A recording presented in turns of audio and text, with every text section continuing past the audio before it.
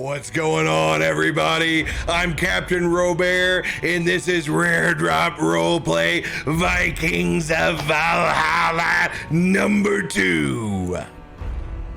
Welcome back, everybody.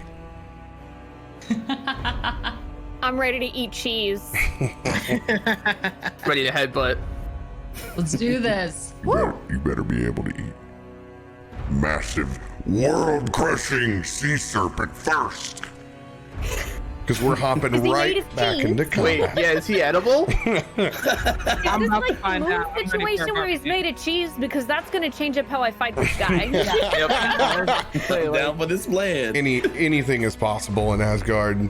It's just a matter of time. Is there a 9th level thaumaturgy so I can turn him into cheese, or at least make him taste like cheese? There are certainly those spells. I just don't think that you're that level yet, Can unfortunately. you transmute my taste buds so I taste cheese? Local bard eats snake. Claims it tastes like cheese. News it now. Oh, you have that tone down too well. Oh my goodness. Ooh. Welcome back, everyone. Thanks for being so patient with us, getting this thing fired up again. All thanks to Rune 2 for giving us this gracious sponsorship to be able to play Vikings in their world.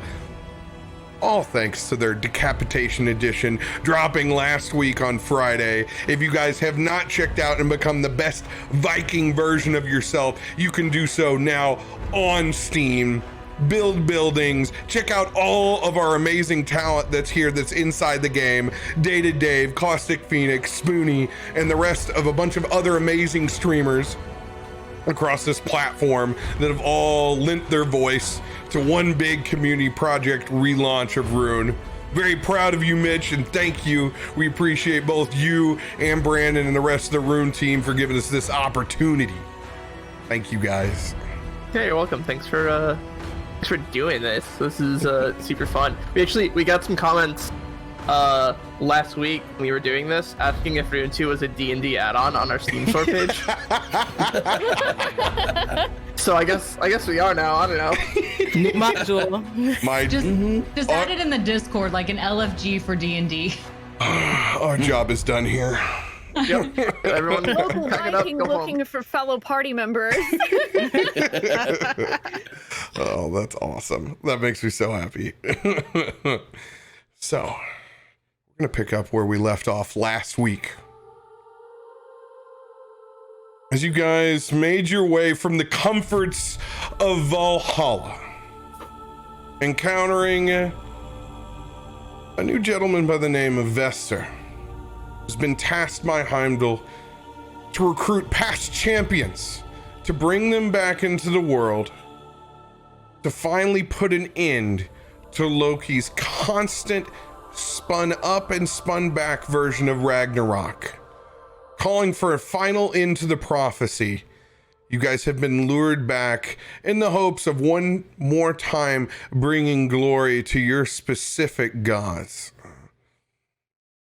Last week, going back to Asgard first, encountering Thor and convincing him of your strength once again, he sent you after the lure of Ymir, the giant friend of his still fishing out in the sea, as you guys were able to persuade him to give you that peace, all in the hopes of being able to defeat this aspect warden of Jormungandr on the Vigrid plain. We pick up with you guys back on the field right away. But most importantly, you are all right now locked inside combat, and everyone is about to make a dexterity saving throw from a very, very big blast of poison. So, if you guys don't know where your dexterity saving throw is, it will be over in your top left-hand corner. Reliving that moment one more time, Jormungandr rearing back, expelling that poison breath all the way across, hitting everyone in tow. We're going to start off with you, Van first, then Mitchell, and we will snake our way down with this roll. Toss that D20. I can see this, right? Like this happening? Yes, you can see this. Okay. Because I have advantage on Dex. Things that you can see.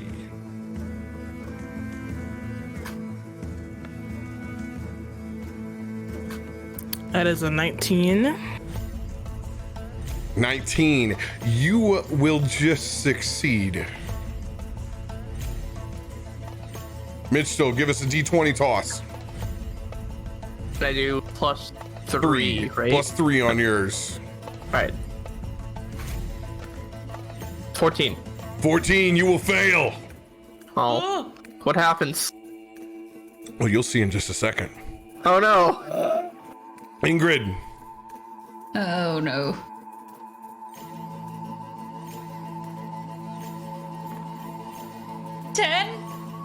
Ingrid, you will fail. Astrid.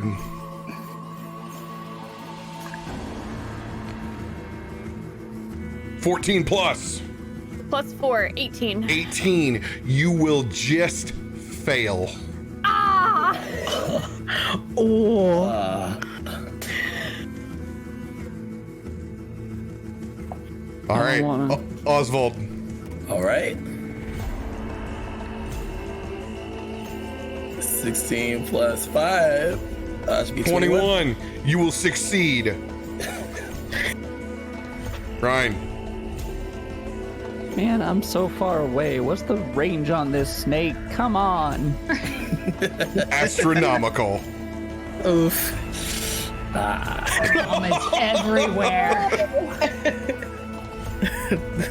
Reminds me of an old roommate. Oh.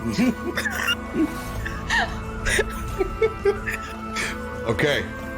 2 + 1, 3. That will not get the job done. Luckily, Astrid, you have something that we've forgotten from last week. Vester was able to bless everyone before combat. You all currently have a 1d4. If you were at least 4 pieces away from 19, and I'm looking over here, Mitchell, you will want to roll that piece. Rek, you will want to roll that piece. Spoonee, you will want to roll. Oh, even with a 19? Let's see it.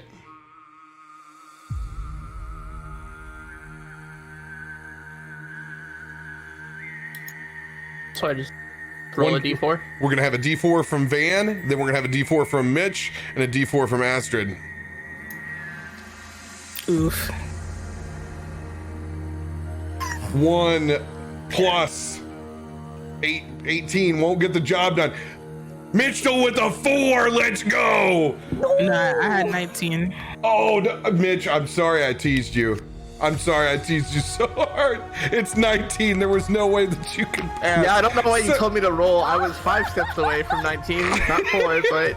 Hey, you know... Cruelty, waving it in your face. Look how close you are. Almost made it. All right. Then Astrid's... I rolled a 4. Let's go. Okay, since I was cruel and had both of you that had 14s roll, I'm gonna be extra cruel in a little game that I like to play with all my players. 50-50. Odds or evens, Mitch. Wait a minute though. I had a +4 on mine, so mine was already 18. Yeah, and I had yours was 19. already 18? Okay, you're good. Yeah. You're good to go. Then it's just Mitch. All right. Just Mitch. Odds or evens? Do it. I'll put it on odds. All on red. Still getting hit. All right. Well, Everybody who is before the in the way of Jormunder's poison breath is going to take 13. No. 16 D6.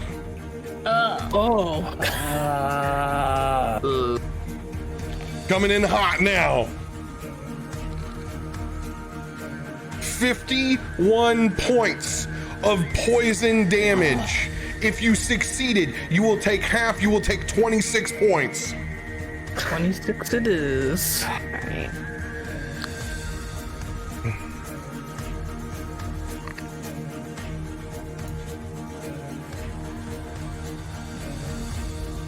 Mitch still top of the round. 25 HP. Let's go. Okay. What are my options? Your options at a barbarian? Swing, my friend. Swing that great axe. You're gonna do this with Great Weapon Master. You get a +5 to your D20. All right. And you get an extra 10 points of damage. Or you can roll with a +10 and just take your 1d12 +6. Nah. Dude, instead of D20 +5? Yep, Yes. that does the extra damage. All right, let's do it. Wait, do I have like any form of self-heal or anything? You have Vester. That's not a yes or a no, but okay. You don't have any self-healing, no. All right. He may have, as a barbarian, looking at his... No. No, all right. Nope, you have Vester. Can I use this rage bonus action? You are already raging. Okay. All right, I'm just gonna roll the thing.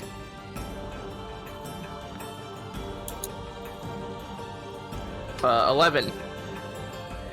All right, 11. Are you 11? Oh God, 6 + 5. That will not hit. Go ahead, swing that bad boy again. All right, let's do it. 22. 22 will hit. Okay. 1d12 plus 19 with this great axe strike. All right, do it. 29. 29 points. All right.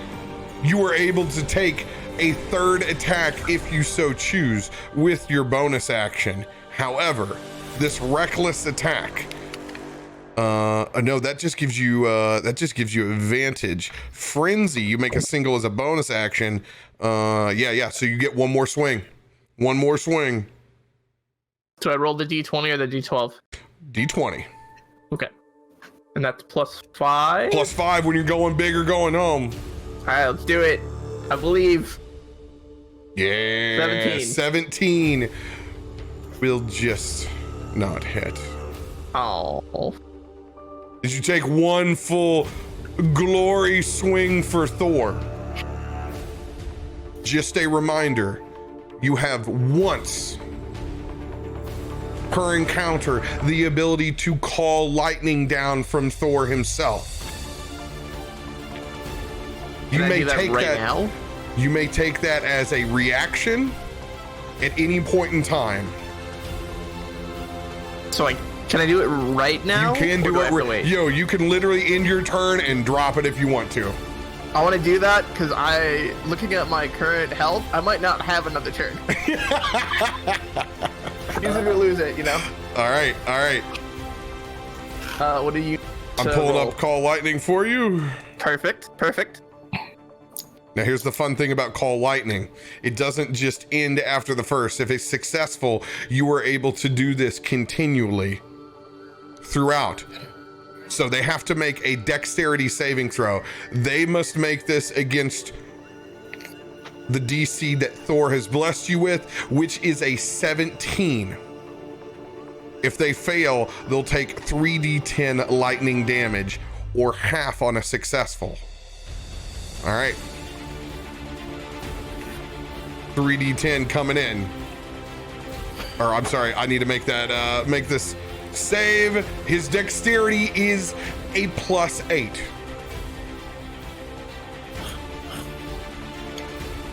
That's a little bit cocked. I'm gonna re-roll that one for you. 12. They will fail. Roll 3d10s. Is there a plus on this one? Or just... No, just straight up 3d10. Okay. 13. 13 points of lightning damage as you look up to the sky holding that great axe. As the clouds literally begin to coalesce with lightning and thunder as a bolt drops down, arcing off both your axe and slamming into your munder.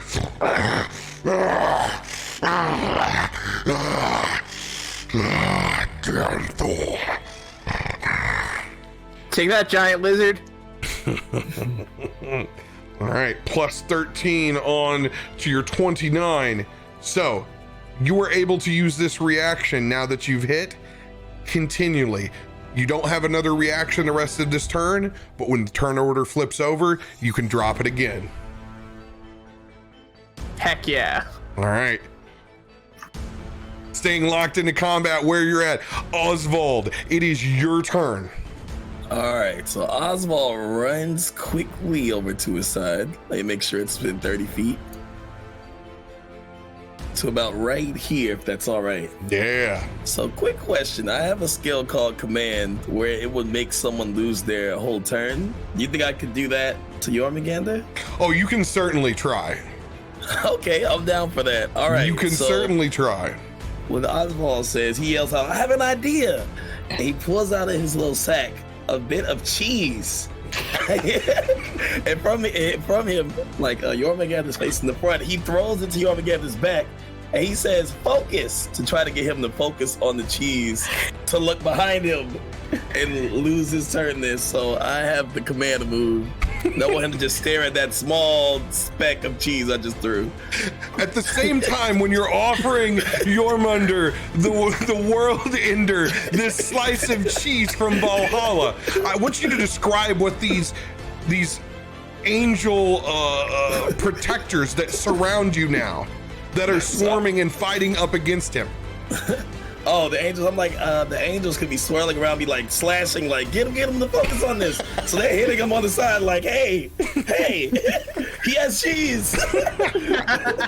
And I'm like, all right, here we go. He throws it out to the side behind him. Okay, so this is how this is going to go down. First, Jormungandr has to make a wisdom save against those angels that are coalescing around you.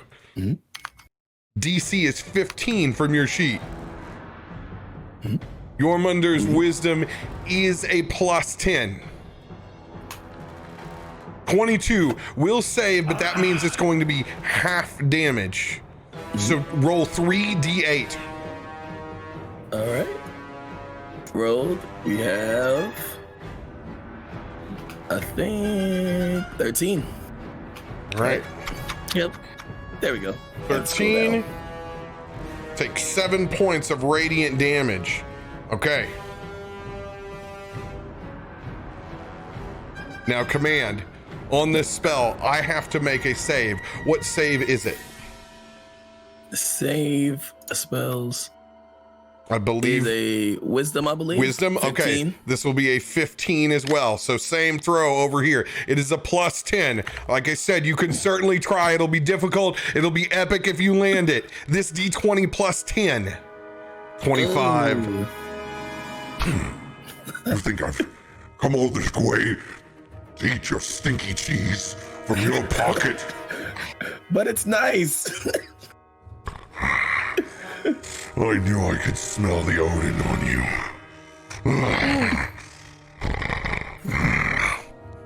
Your attack will fail. Can I attempt to assist in distracting Jormungandr by yelling at him about how delicious our cheese is? I will let you, with your own natural feat of being a cheesemonger, Astrid, just on site, I will let you burn your reaction to distract him and give him disadvantage because this involves cheese. Go ahead. You dare insult cheese, the most delicious food on this entire earth? What is with you people? Why are you so obsessed with cheese? Second. Perhaps you should taste some and find out. Oh my God! Please persuade the world serpent, please. All right. So what I'm doing is I'm granting this as a re-roll. This is going to be a straight roll over.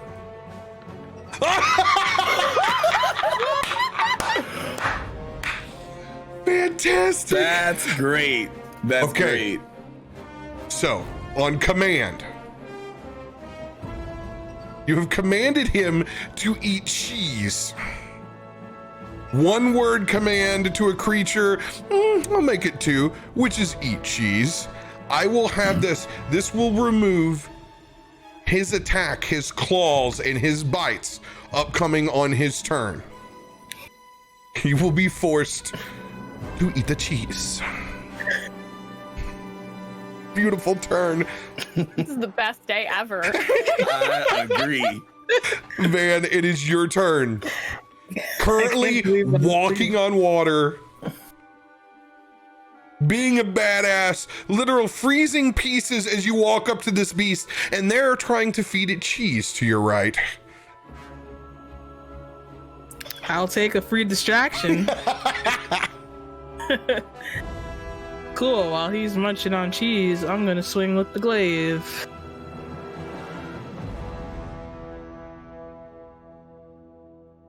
Let's do it. Oh, don't you bring your rolls back in from yesterday. Don't you do it. We're gonna start perpetually giving you luck on every character you create. Don't put me in Dune's category. There we go. Let's go. Yeah, 17 plus 9, that will hit. Alrighty. Cool. That is 12 points of damage. All right, 12 points of damage.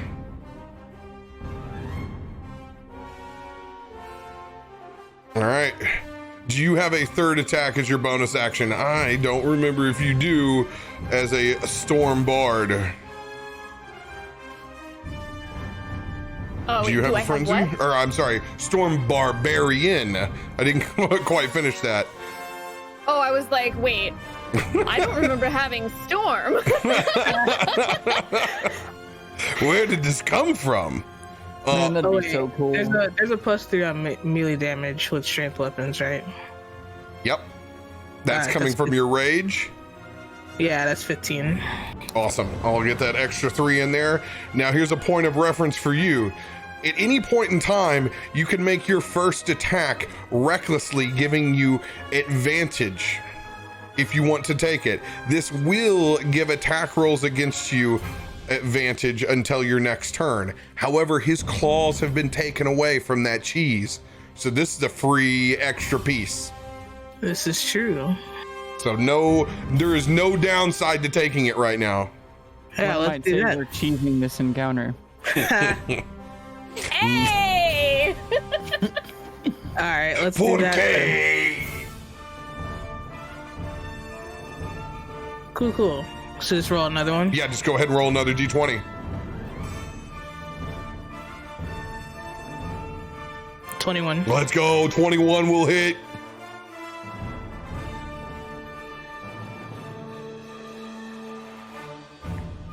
That is 17 damage. Nice. Another 17 points of damage. Just a reminder, you too have your Thor's Lightning to use when you so wish. And I will use it. All right. Dexterity saving throw coming in. +8. Still consumed. This cheese does smell exceptional when I think about it. It doesn't look too bad. Maybe I can just sneak in a little snack here in between. Why are these thoughts creeping into my head? Call lightning. Drop 3d10 right now, Rec. Also, because you are a storm, go ahead and add 1 extra 1 onto it. So that's going to be 20. Roll 1 more d8. D8 or D10? I'm sorry, d10. D10. So that's going to be 20 points plus another 4. 24 points of lightning. As this strike crashes down into Jormungandr, who's still focused on this cheese in front of him. He's starting to look bloodied up. Yeah. End of your turn, Van. You gonna stay locked in, floating on top of that water? Heck yeah. All right. Vester, seeing everyone in bad shape from that poison breath, Which, by the way, I totally didn't roll to find out whether I got hit or not. Let's see. Oh, yeah. Yeah, I got a piece of that. It's fine. Everything is fine here. Okay. I'm going to go ahead and drop Mass Cure Wounds. All right. That will be, I'm going to go ahead and drop that at the 5th level right now. 4d8. Big heals. Plus, am I +4 on this character? Yes. Okay, 48 +4. This is going to go to everybody. Oh, good roll. Everyone's going to get 28 points.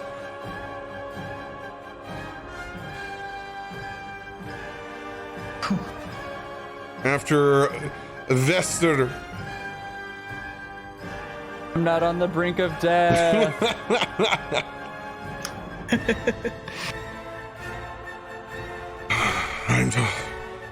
Give me the strength to survive this battle. As I am going to use my divine domain, I'm going to use my channel divinity and invoke duplicity as I split into a mirror image.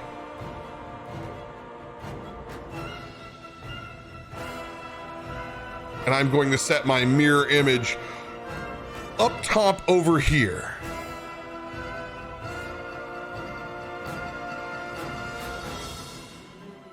All right, end of Vester's turn. Jormungandr, consumed with eating this cheese, will not take any bite attacks at you. You better have more where that came from.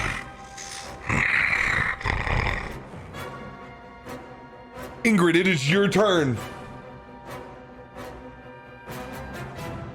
Okay, yes.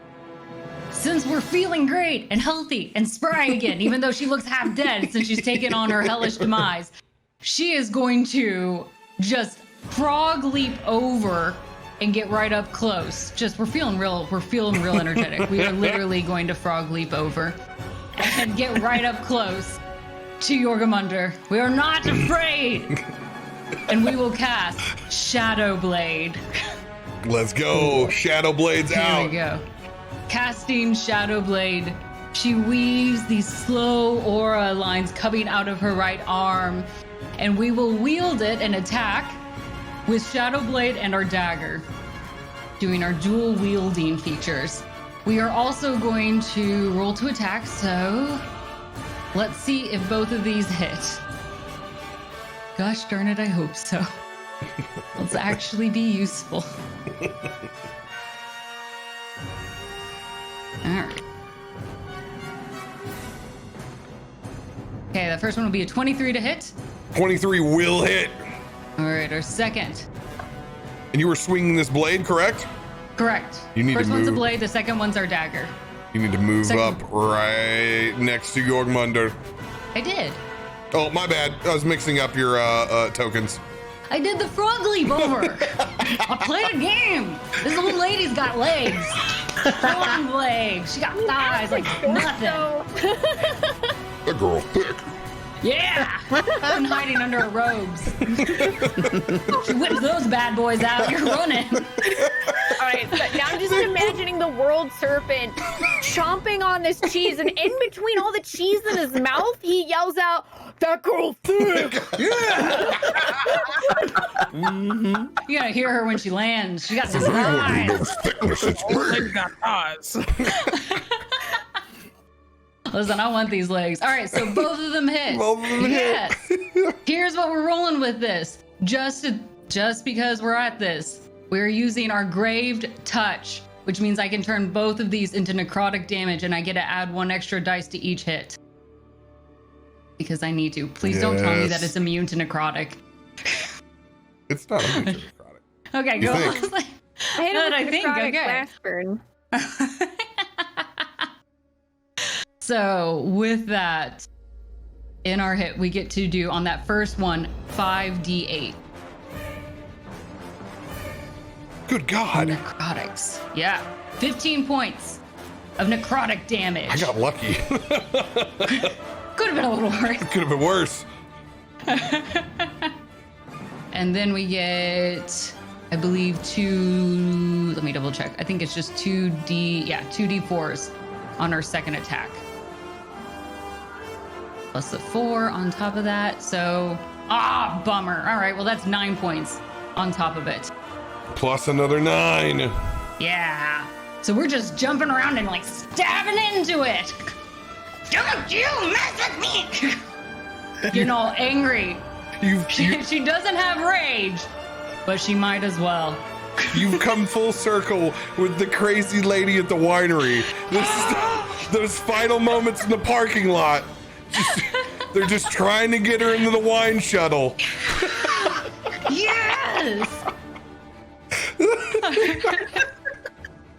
The shuttle back to the retirement center. 100.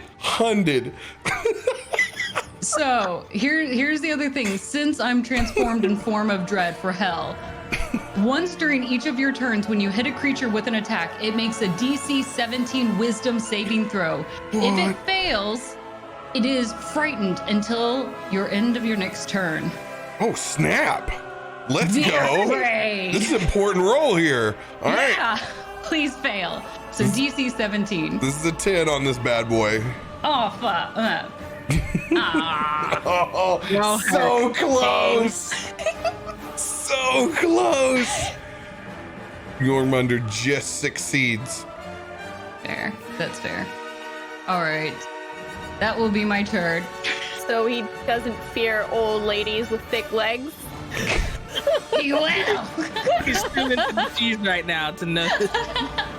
She's just gonna like walk up and crush the cheese between her thighs. Ma'am. I didn't say I wouldn't reconsider. End of Ingrid's turn, who I am personally frightened of. Astrid, it's your turn. Okay, so just to clarify, are we allowed to stand on the same square as other people, or would I need to move to an empty No, one? you can. If you move your token and you hold down the Alt key, you can like set it like on the same space, but it won't lock to the grid, so you can still see both tokens. So like this. Let me know if that worked. Oh, that works. Okay, so Astrid's going to walk up, and she pulls out her dual axes, which, by the way, she definitely uses to cut all of the cheese that she eats. So there's probably cheese on the handles. And she, while the giant world serpent is distracted by this cheese, she swings in. All right, first one, and these are +9. +9, 6 + 9, 15 will not find purchase. Ooh. 18. 18 will not find purchase. Completely distracted by all of the actual cheese that the world serpent is eating, despite her hopping in on the plan to distract the serpent, she whiffs both. You have cheese envy. Cheese envy. It's an affliction. She's up close now, and she realizes that you gave him the good cheese. That's the kind I was saving for after the battle. You still have your bonus action if you want to inspire anyone. Yes. Oh man, I can't think of a limerick. It's okay, you have plenty of time. You can do so as a reaction whenever you would like to. Point of order. I just made my rolls for my concentration check. Bless is no longer up. That poison breath wiped it out of me. So you guys no longer have that D4 to add to your close rolls. All right. Ryan, you from way downtown.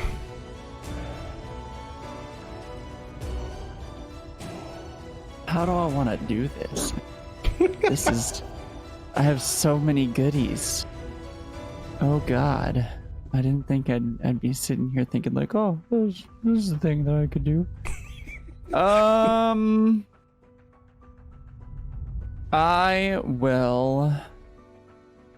What do I want to do?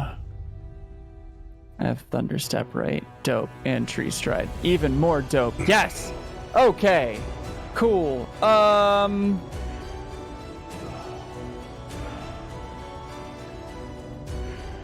yeah, I remember your question last time. Yeah, man. Yeah, it's all coming back to me. Right. So we're going to...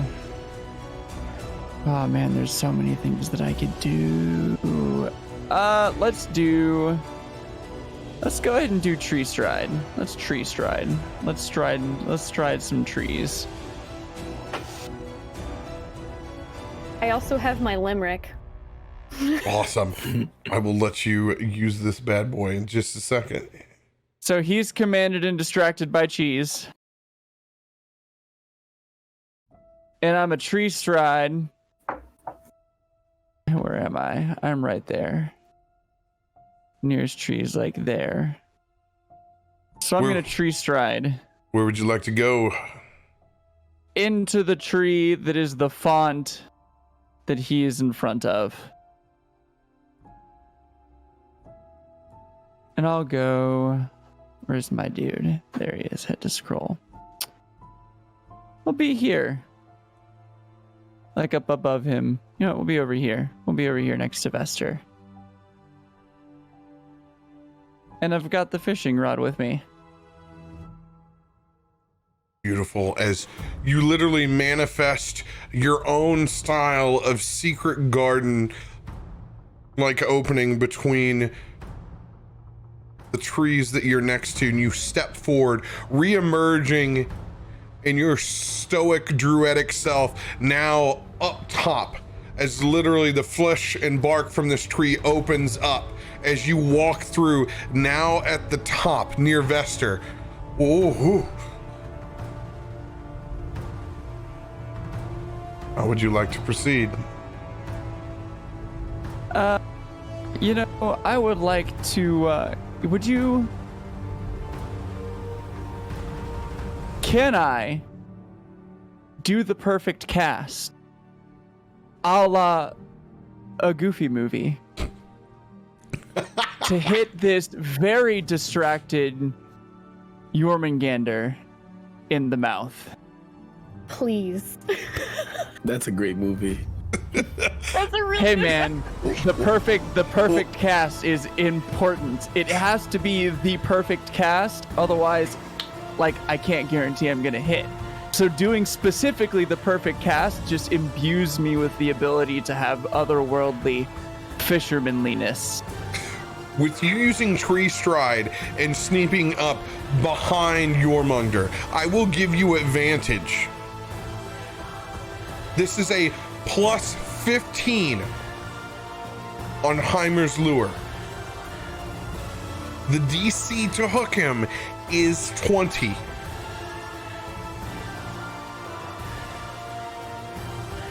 Roll that D20 twice. Oh man, that's rough. You got this. Where am I at? Where are we living? Okay, hang on.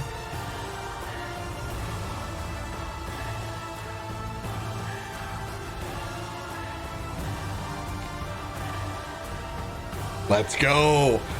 9 plus 15 will land. Go ahead and roll to see if you can hook even better.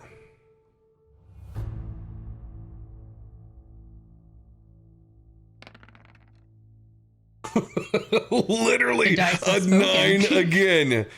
The dice have spoken. I'm telling you, man, it's the perfect cast. It hits the same way every time. As you send this godly lure out, pulling back at his lip, you have this held at a 24. That is important to note. You will be battling to maintain hold on him. However, with this fishing lure, he currently has disadvantage on everything. All right. Perfect. I will have to roll 2 d6s to see if I get my breath weapon back. A 5 or a 6, and he will have another poison breath to use. Let's go. You guys stopped it. Now being held by that lure, thrashing about.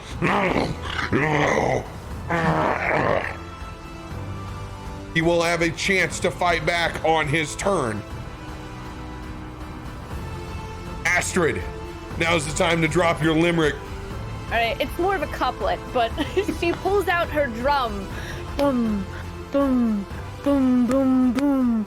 Legs are thick, spells are heavy. The warlock Ingrid will have you now, my pretty. Wow. Yes. I appreciate that spells are heavy. Also, it's really important to note, I think, because in the words of a great rap lyricist and artist, that our lovely warlock friend does in fact have buns, so the anaconda does in fact want some.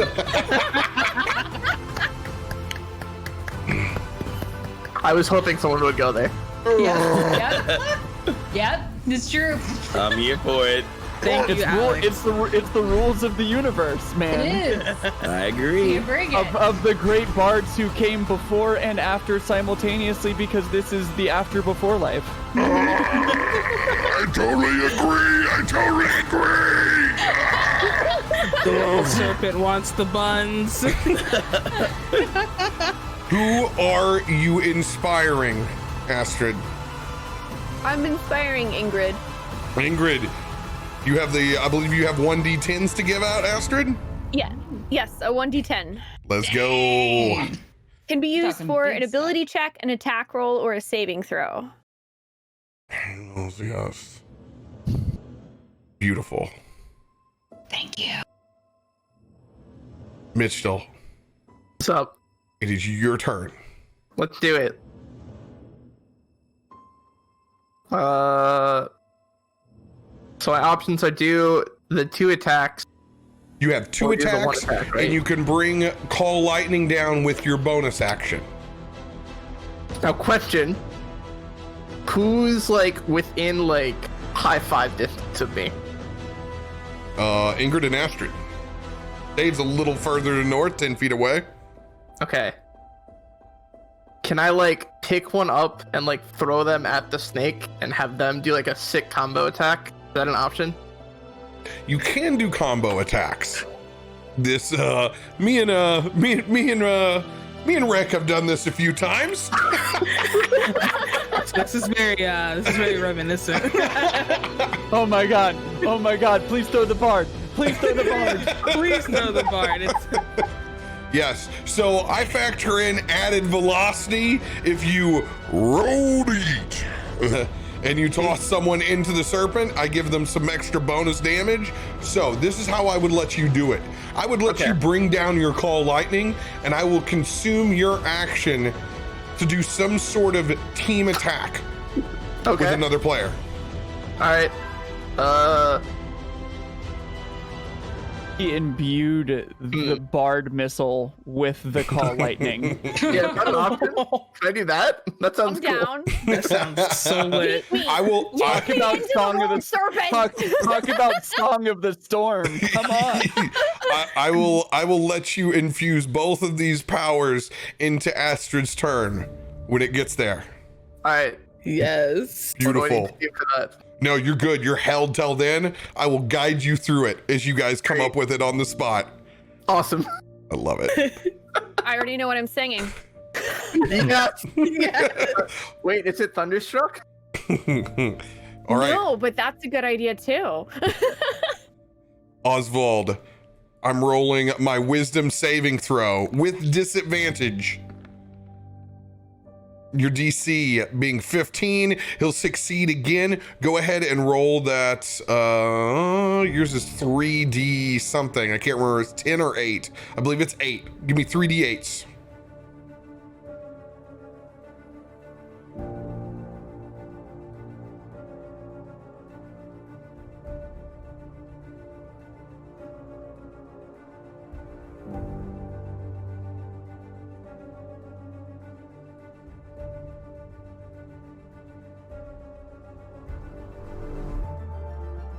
Do you need assistance? Car Ramrod. Oswald. Can you hear me, Dave? I know it was me. Yeah, I'm sorry. I know it was me. I was waiting for the combo attack. I was like, I thought it was still going on. It's me. Alright, we better wait till my turn for the combo. Oh, okay. That's why I was confused. I was like, what? All right, sorry. Okay. Car Ramrod, are you there? Car Ramrod. Okay. All right. So, Now that I'm here. 3D8 from you. We're going to take half that 3D8 damage from to me? get your Okay. under. Yep. All right, there we go. All right, 3D8s. There. All right, All right, 14. It'll take half of that damage. So 7 points plus 7. Got it. Now you got your full action to go. Okay, so Oswald decides, like, now that he's next to him, he just goes for a direct spear attack, and he gets an extra attack with that. And I believe the angels still throw radiant damage. I don't know if that happens Yeah, once that or was twice. that was the 3D8 that we just rolled. Oh, okay, making sure. Yep. All right, sounds good. Yep, so I'll yep. just go for a standard spear attack at him with this turn.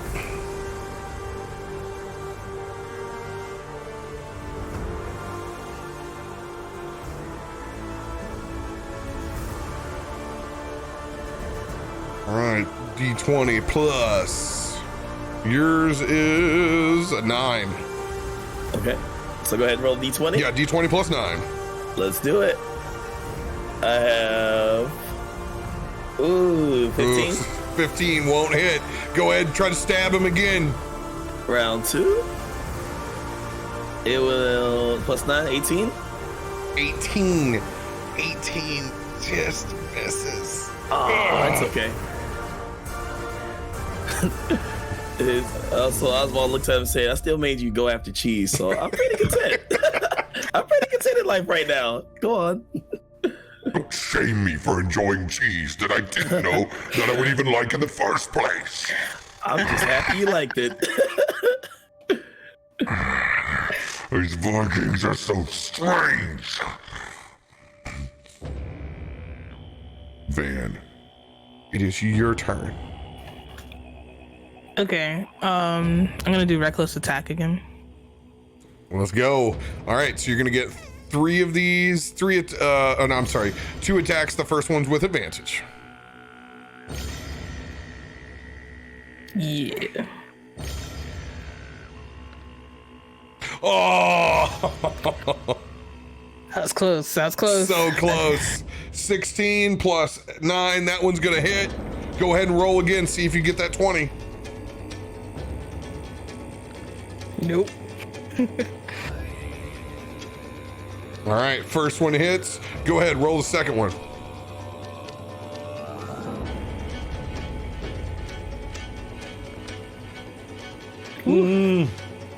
That'll That hit. was close. Why are dice gotta be like that this week? I don't know. I'm thankful for this plus 9. For real. Okay, so I'll just roll 2 damages, right? Yep. Mm-hmm. 16 and 15. All right, 16, 15, 31 points. Ooh, looking rough.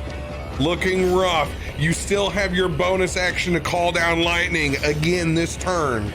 Let's do it. All right. Oh, let's go! Let's go! Oh, it's with my new rule allowing D20s to circumvent everything else, Jorgmunder will take no damage. Oh. Feels bad, man, when it goes the other way on that new rule. Oh. That's rough, buddy. Lightning crashes down. With this miss, you no longer have the power of the storm.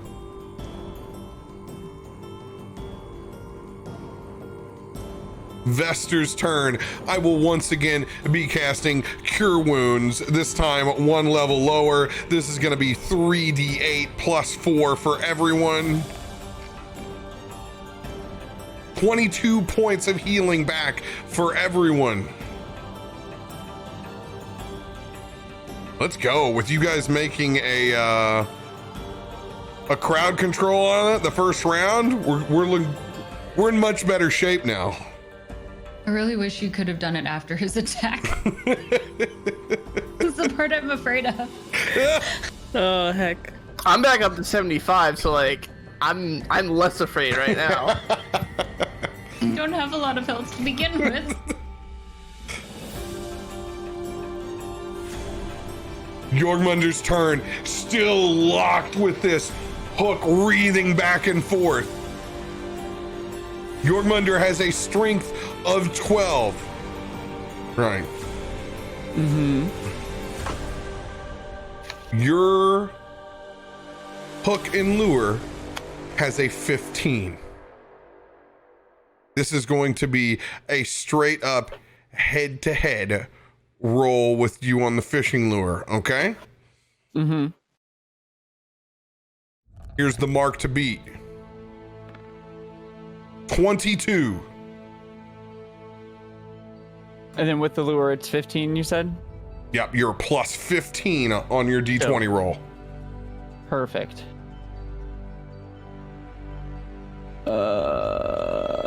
Just a flat D20 or strength? Flat D20 plus 15.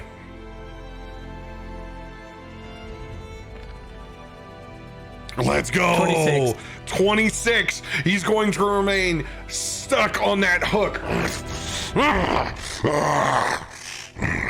Remain with disadvantage. He will strike out in a fit of rage. This is going to hit Van, Ingrid, Astrid, Mitchell, and Oswald. This is going to be one big tail attack. Well, Can we ask it that it doesn't? No, So, please And you're don't. not. This is a dexterity saving throw. Since he is currently hooked, I am lowering the DC from 19 to 17. All right, we're gonna start off. Oswald, dexterity saving throw. All right. 14 plus 6, so I'm at 20. 20, you Oh, succeed. 19. You will take half damage. Ingrid.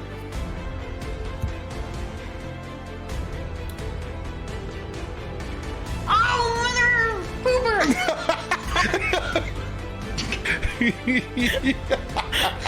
Oh, no. You will take critical damage and be knocked prone.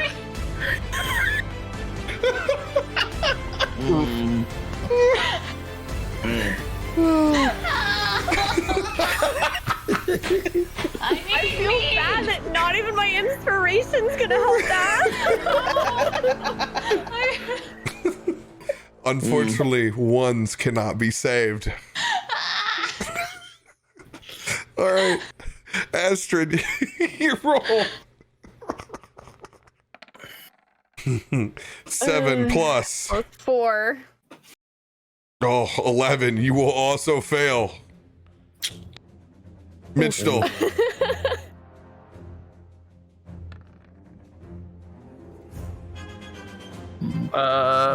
14. 14. Oh wait, sorry, I lied. 11. 11. With being a barbarian, I believe you also have dexterity saving throws. You have advantage, so you get to roll again. Okay. 18. 18, you will succeed. You will only take half damage. You will not be knocked prone. Can I like throw myself in front, like between Ingrid and the snake, and like block some damage? So, since you had already planned, you've had this action held to try to help G. What I'm going to do is I'm going to grant you this if you want to run in front and stop her from being knocked prone. Yeah, I just want to like push her out of the way and like take the like Okay. a hit. You are going to split damage with her. It Okay. is your next move is going to be a little bit harder. Okay. Oh, my hero. I accept the terms and conditions of the sacrifice. I'm down with that. All right, that's going to burn your reaction for this round. Boom, we're going to move you in all piled up in this space. All right, this is 8 D10s.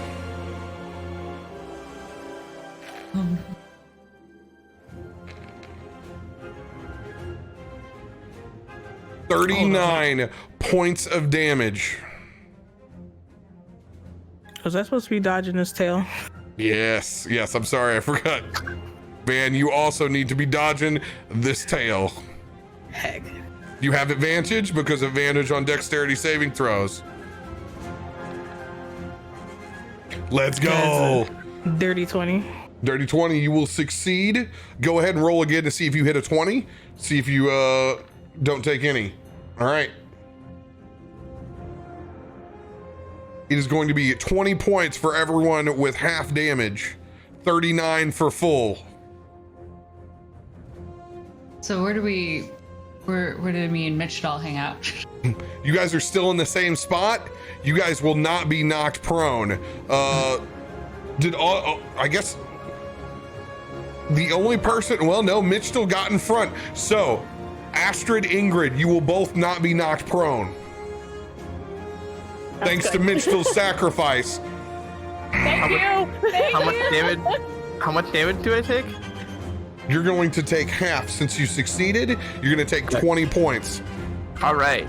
Oh, look. Oh, we have a little hero here. Jormungandr is going to lash out and try to bite you. This I accept. is a plus 11, but is it disadvantage because of the lure? Let's go! That's a nat 1! Let's go! Let's go. Reeling back, whoever attacks next, Ingrid, you will have advantage on your first attack roll against him. Perfect. It is your turn. Okay. Unfortunately, I think I have to roll to see if I still have my Shadow Blade, since I did get hit. Yeah, so it's a 10 or above.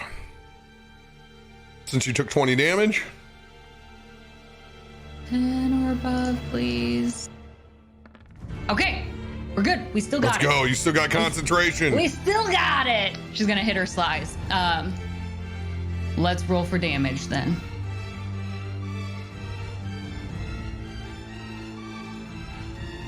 Our first attack that'll be a 27. I know we got advantage. I'm gonna roll just to see if we can get that nat 20. Let's do it. Okay, we didn't. That's fine. Second one with our dagger. That is another 19. Let's go. Those both Both hit. of those are hitting. We're doing the same necrotic damage. One more time. That is 5d8. If I remember correctly. Yes. 30 points of damage. Ah! Nice. She's just gonna go full on crazy. Old lady, her hair's just wild behind her as she goes in to stab it.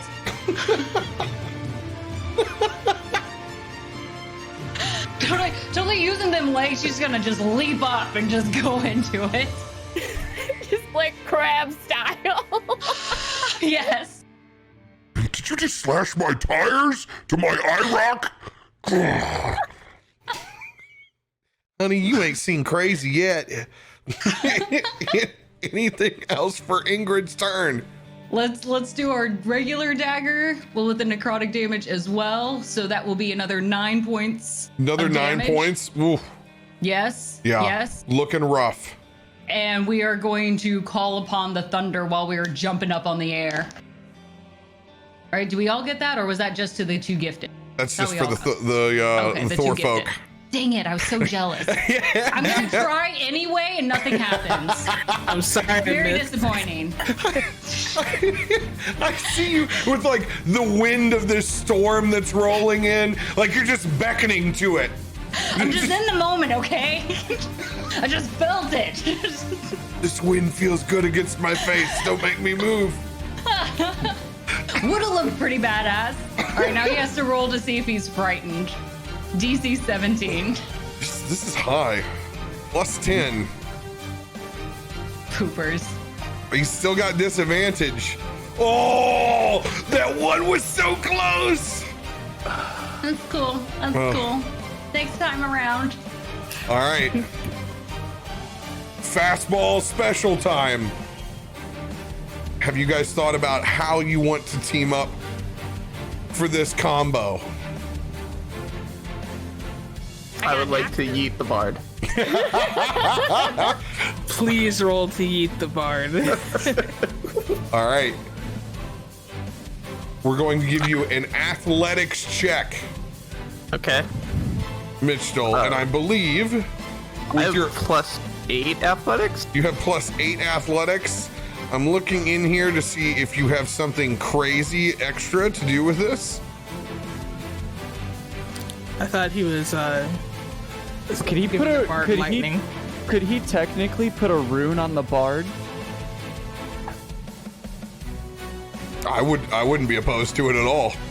I think he should put a rune on the bard. Am I 'Cause allowed to assist in any way with acrobatics or athletics? Oh, we're getting to you. Okay, because I am the one being yeeted, and I'm just saying I got a +11 over here to athletics. All right. Mitch is actually not playing the Rune Knight. We have him in as a barbarian. Yep. Yep.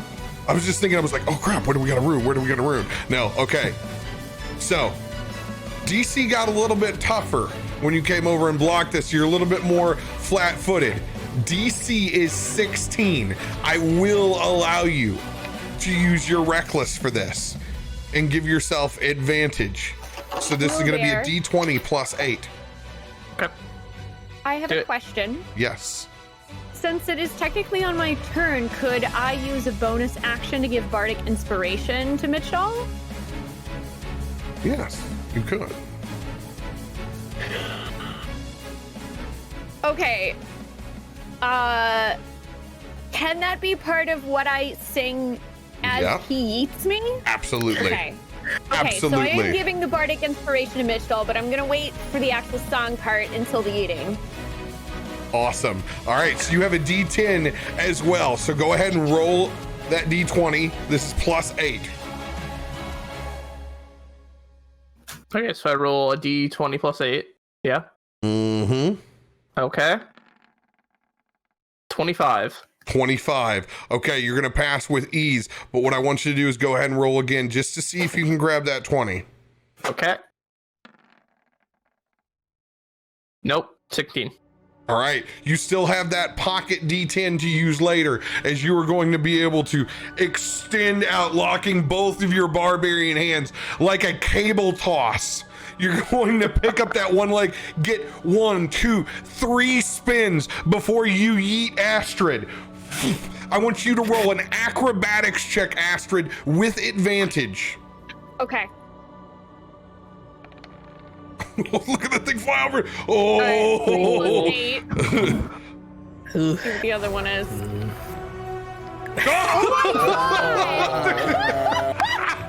Okay, 19 so twice. here's the great part.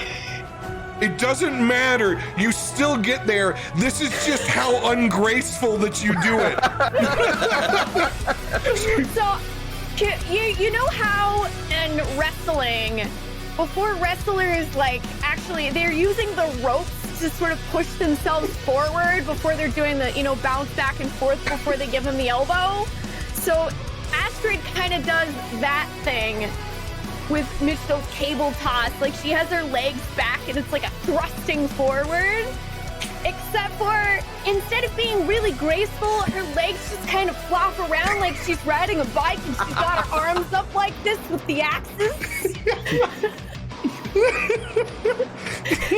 Yes. This is good. This is great. Okay, so you're gonna be coming in with a good velocity. What weapons are you using to make this attack? Or are you using a spell? I've got my 2 hand axes. All right, so we're gonna try to drop these 2 hand axes in the forehead at the same time. Okay. Do I get any bonus attack or is she imbued with the call lightning? So we'll get to the call lightning on this in a second. You do have advantage from the yeet on the first swing of that axe. Okay. These will be +9s. Yeah. All right, 16 plus 9, 20, 25. We'll see if we get the 20 with this one. Yeah. Nope, but still slightly better. All right, roll for the second one. Second axe.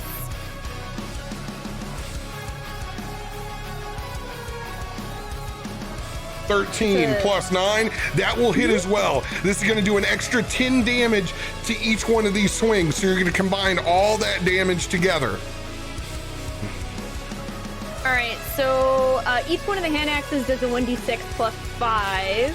Yep. Do I do any additional damage on top of that from the eating? You're getting 2d6 plus a 5 and a 5, so it's going to be plus 30. 2d6 plus 30 is what you get. Okay.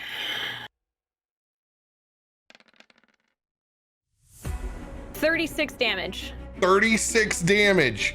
All right. This ungraceful throw up as both of your axes land at the same time into your Munder's forehead. You are currently hanging there, kicking and swinging back and forth, trying to not get yourself tangled up with this line. Also, my song, While I Was Being Yeeted, yes. and it ends right as the axes actually go into Jormunger's head. Oh. The cheese stands alone, the cheese stands alone, hi-ho the dairy-o, the cheese stands alone. And she just crushes both axes into his skull. As both of those axes land, the exact moment, Mitchell, you've been waiting back behind. You call your lightning down one more time. This will auto land from the multiple distractions. I need you to go ahead and roll 3d10 focused right on the blades of those axes. Come on, dice. 14.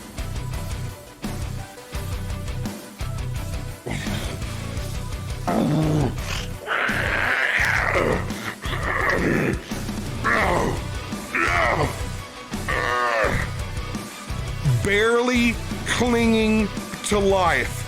Astrid, you are still hanging up top. You have a front row seat to this currently still as you are hung and hooked onto your axes. I need you to make an athletics ability check. Okay, athletic ability. Oh my God, you guys were so close. Okay, so just a d20 plus my skill for athletics. Mm-hmm. All right, that's going to be plus 11. Plus 11, let's go. Let's go. You're going to be able to hang on to those axes right now, going along for the ride. This incredibly short bard is hanging onto the serpent with her 2 axes. This bard is strong. Ryan, as you see them giving the business, Jormunder looks rough it is your turn. He is on death's door. And how superfluous do I want to do this? Oh man. So I would like to chain lightning and call lightning, channeling through my hands into and along the line of the rod and hook. Oh yeah, let it go. What's the call lightning damage? Call lightning damage at the 3rd level is 3d10. Dope. And chain lightning's 10d8. So let's see. Whatever saves I'm making, it's with disadvantage. Dope. Yeah, it's a dex save. But I'm channeling it through the hook. So would he see if he's hooked as opposed to dex? Because like if it's hooked in his mouth, like I'm not gonna let it auto succeed, but I'm making a case for lightning along a hook that's in his flesh. I'll give you the good old elusive double disadvantage here. I'm gonna roll 3d20s. Dope. All right. Plus 8. What's my number? 16. 16. 16. All right. First one is a 14. So no matter what, I have failed unless I hit a 20. Let's go. All right, roll that damage. Perfect. So we'll do 10d8 for 49 damage. Good And God. what's call lightning? 3d10. And 3d10.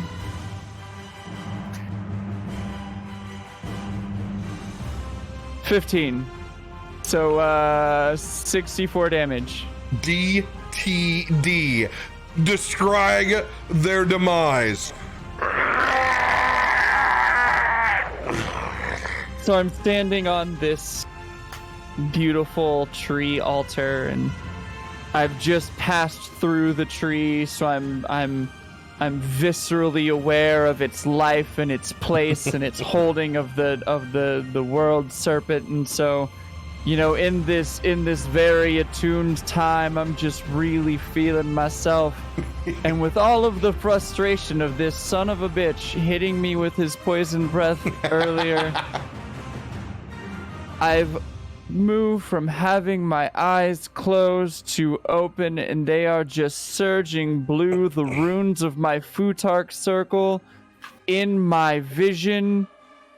And I just let loose the channeled powers that were bequeathed, as well as the chain lightning from my hands, directly into the flesh of the damned serpent. The lightning crawls as slow as his drawl, creeping till it crescendos, exploding up near where those axes in the lure are, ripping a straight line as Astrid, you go sliding down with your axes, cutting a swath into it as it actually shoots you out of the dead man's curve of his own body as you end up going for a 3-point landing. I need an acrobatics check from you, Astrid. Can I also try to steal any cheese that might still be in the beast's mouth? 100%. First, you need a sleight of hand to snag the cheese. Okay, sleight of hand roll. 6. Oh, you see it there. You see it, but the moment that you reach out to get it, that's when you begin sliding down the side of his body, just grabbing your axe in time. Acrobatics check. Oh I reached out for the cheese, my cheese, and start sliding down humongous. Oh, you get jettisoned through this thing. Van, you get a front row seat as Astrid comes sliding along as she just eats total flying out of this thing. Takes a Can I little bit of the attempt to ice. catch? Oh, you will need a nat 20 to try to catch her. I don't know about all that. Oh, go for it. Drop it. Let's see it. You got this, Rex.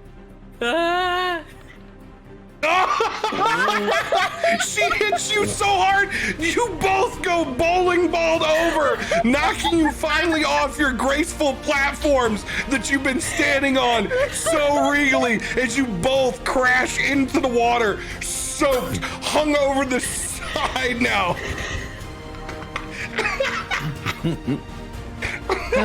That time the bard tried to drown me.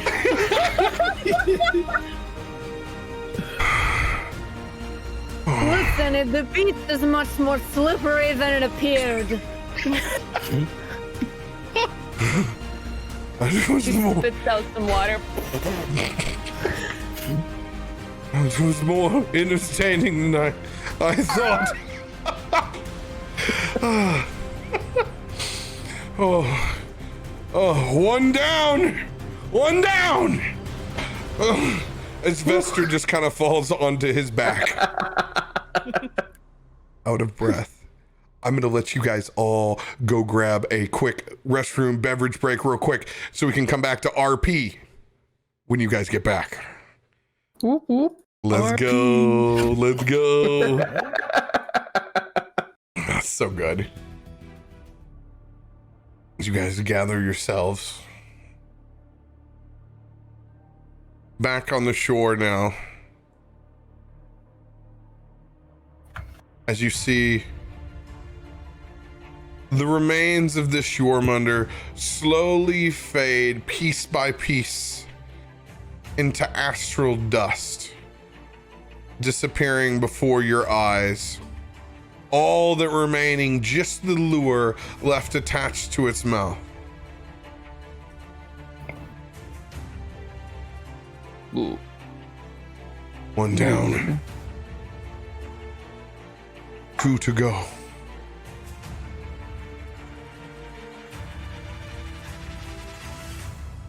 If there's anything else that you want to do before we hop back inside the boat, now is the time. Can I get my cheese? Roll an investigation to find what is left of your cheese.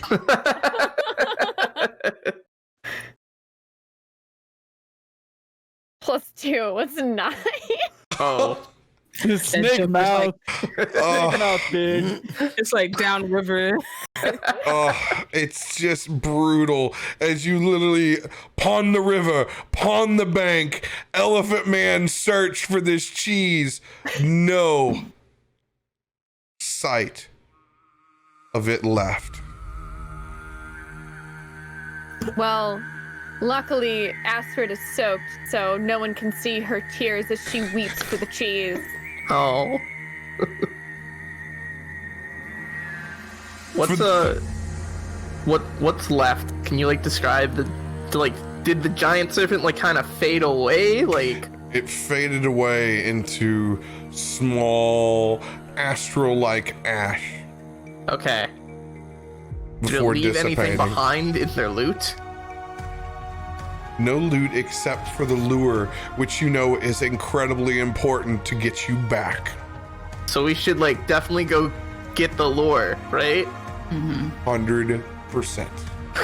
Okay, cool. So Someone has the game objective in mind. I'm I was about to search for gonna. the cheese too. I'm gonna. Meanwhile, I just care about the cheese. Clearly. I am going to vis-a-vis my druidic, wonderful, naturally tree walkingness, make my way to the lure, but whilst doing so, I'm going to prestidigitate. Like that, it's a big man vocabulary. Prestidigitate. A very strong, nearly overwhelming sensation of the richest, most indulgent of cheese in Astrid.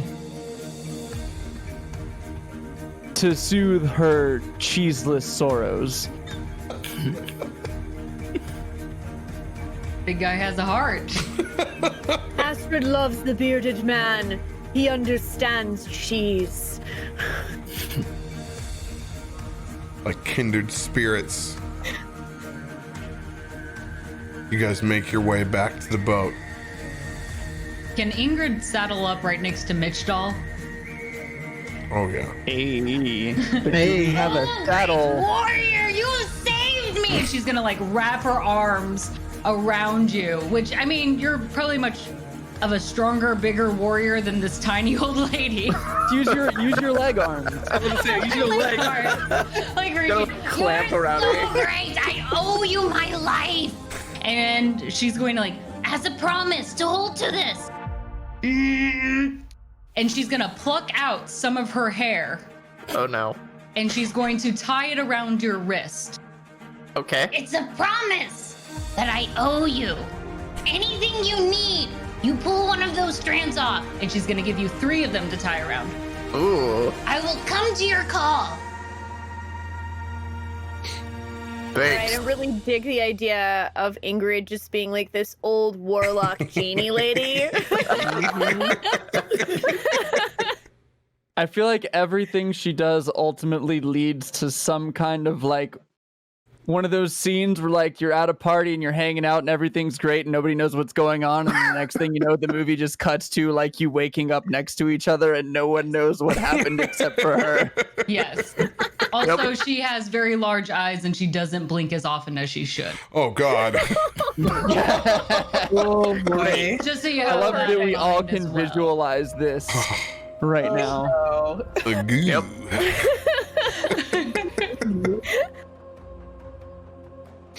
Oh. I'm just gonna take it and like nod. Like cool. No problem. I'm You're so so as we- strong, my hero. And then the entire boat ride, she's just gonna occasionally reach over and test out those muscles. Just like impressed, in awe. Where's my... Am I limited in this? Do I have a limit to this? I feel like I don't actually have a limit to this. Hello? Limit to what? Alex is looking up ways to break the game. Oh, okay. Of course he Yep. is. Nope. I can only... They did a really, really good job at specifically limiting me to 1. I don't think I've seen it. I don't think in all of my D&Ding I've ever seen such strong only 1 language. They were prepared for your kind. Yeah, they're worried about people like you. Well, I mean, this is kind of a little bit of a busted thing, so like I get it. When it's busted for Alex, you know it's. Yeah, man.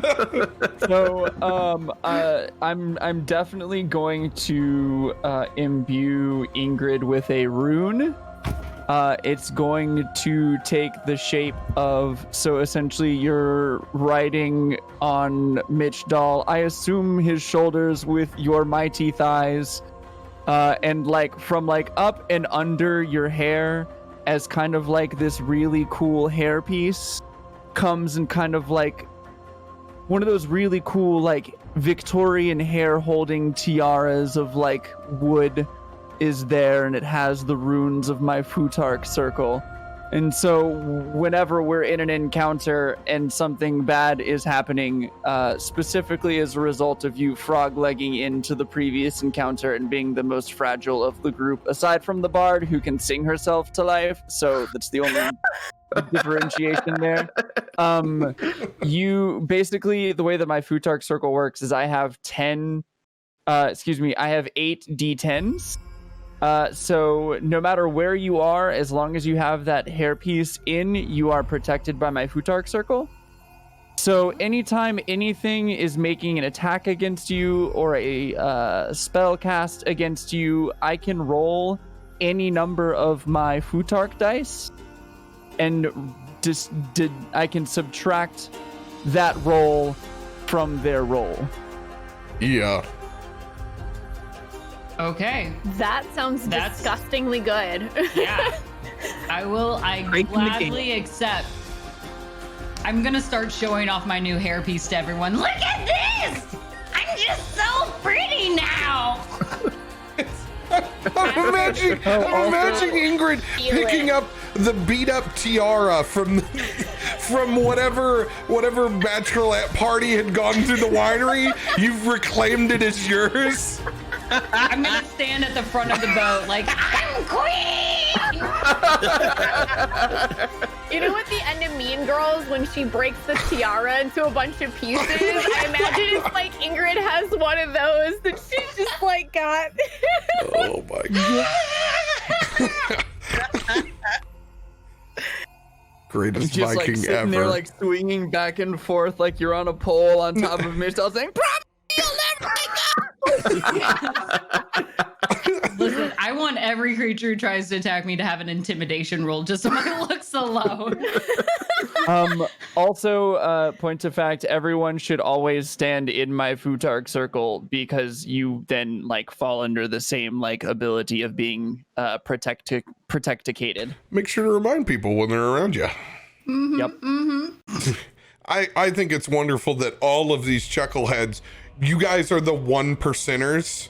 Like, you guys are the most storied of storied warriors. That's my favorite part about all of this. You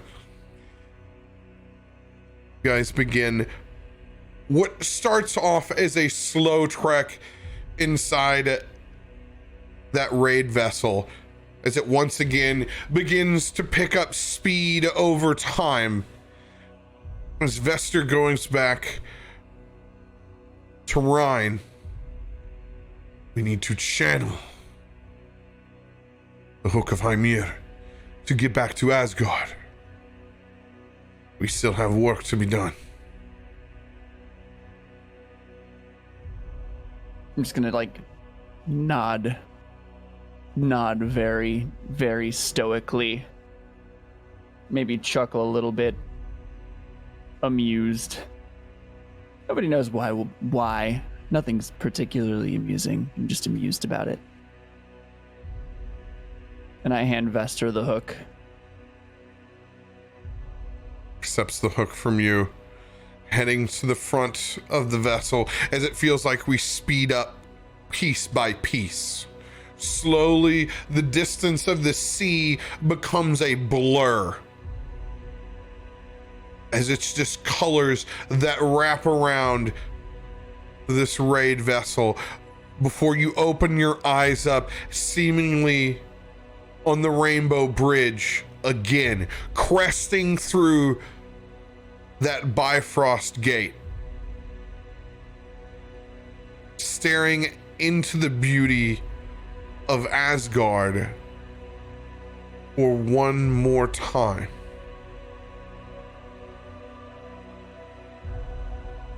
As you arrive this time,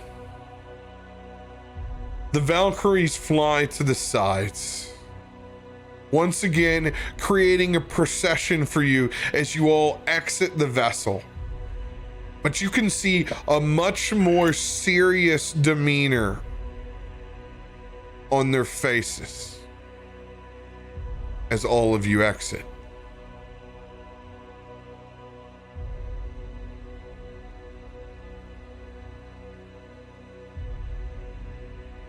If anyone wants to look deeper into your observations, you may roll a perception check.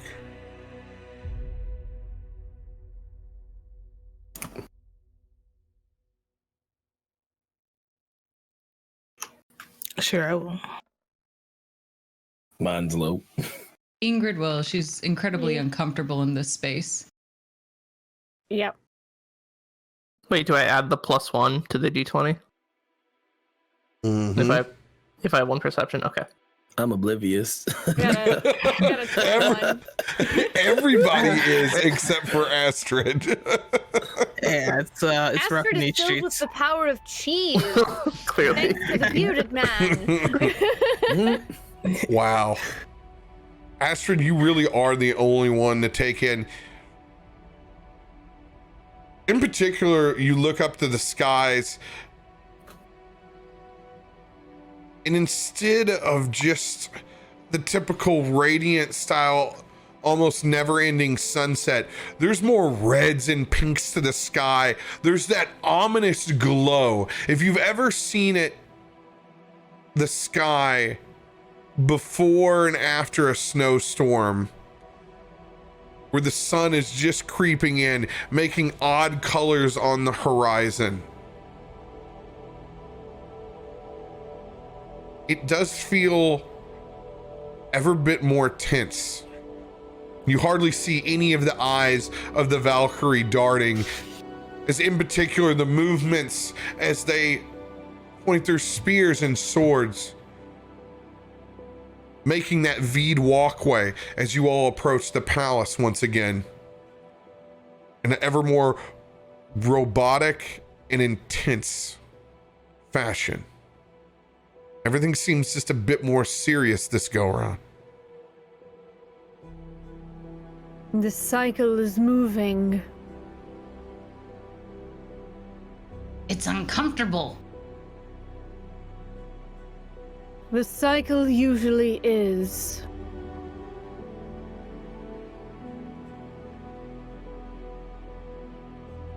Ragnarok is commencing.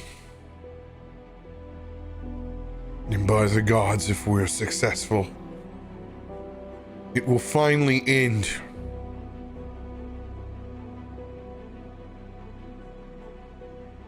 As you guys find yourself in front of the palisade door once again. Sons of Odin, we must once again plead for assistance. We need to find the chains of Fenrir, for that ancient enemy of Odin, son of Loki. Its aspect also guards the Norns and the Vigrid Plain. A giant wolf of unfathomable strength. Without the chains, we can't even reach him. But to think of trying to tackle this beast without restraining him, he took off one of the gods' own hands when they chained him the first time.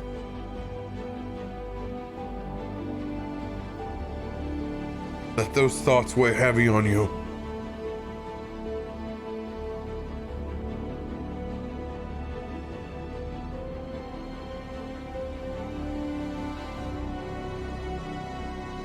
Oswald, right.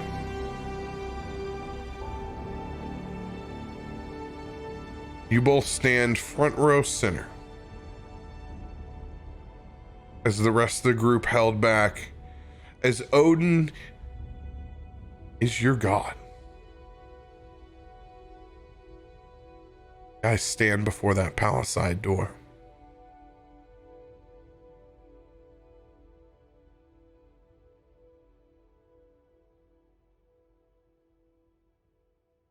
As Heimdall looks back at both of you. Well, do you have the strength to call on him one more time? To fight a dog? Of course, of course. I believe in y'all. Oswald, you know in the back of your head, in particular too, dog is prophesied to kill Odin. You know that this will be very motivating for Odin, but any time that you speak with the All-Father, it's an intimidating experience. So the hesitation is palpable as you guys stare at this raven door knock.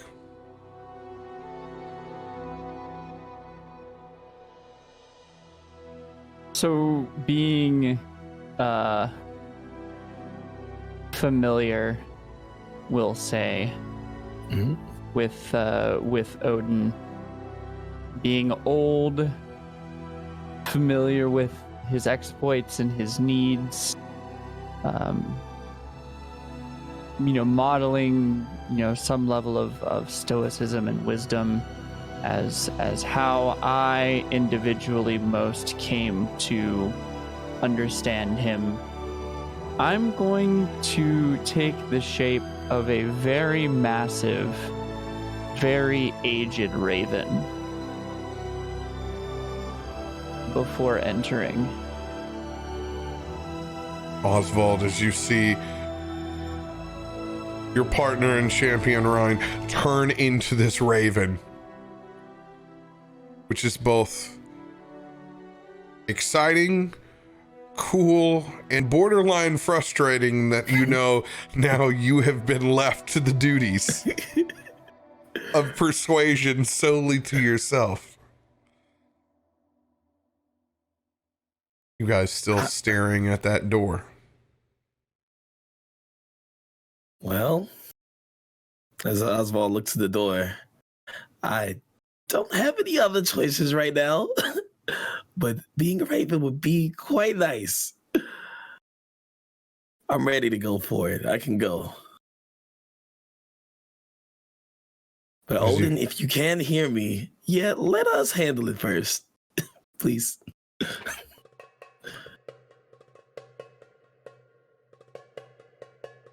So I'm going to be very impatient, and I'm going to, in 2 quick but graceful movements, almost orchestrated, seemingly as though I have done something like this before, I'm going to take a bit of an elevation. I'm going to grasp Oswald's shoulders in my talons. I'm going to use my wings to buffet open the doors. Entering the hall, placing Oswald a stone's throw from the head of the hall, and then take my place to his side. As you see Ryan bust through these doors, leaving them open for the rest of the party. What was the once hall now appears like a starlit courtyard. As you hear drums in the background, you can see leafless trees that lie in this courtyard. As you look across, you can see ravens filling those branches all around you as Ryan takes his spot. The minute that he hits that tree, you begin to see small black leaves grow where there aren't ravens. As his own vines begin to sprout out from his feet, almost imbuing these trees with his own life and essence. Oswald,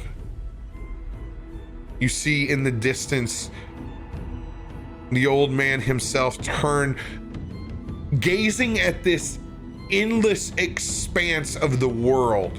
As you look up, as you see star systems, galaxies, constellations all before you in this amazing universe map that's up above. Long white hair that rolls down to the middle of his back. You can see those crimson and royal blues mixed in between the cape and the armor that he's wearing.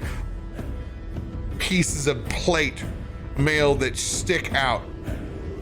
Holding onto an old crooked staff, you see the All-Father spin back around, missing his eye, grizzled face, full, perfectly braided beard. So you have come to me again. Trust me, it wasn't in the plan. Hey, Eldon. Good to see you. Good to see you. Oswald. Ryan. My stoic champion. my blissful retiree. Good to see that your mind has changed for glory. Something like that. One last time. Hopefully. You were able to convince my son Thor easily.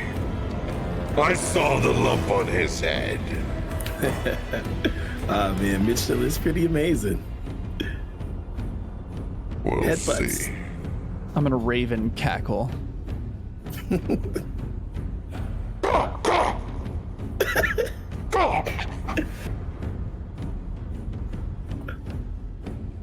We'll see if I'm as easily convinced. Champions, come forth. You no doubt can see outside Ragnarok looms near.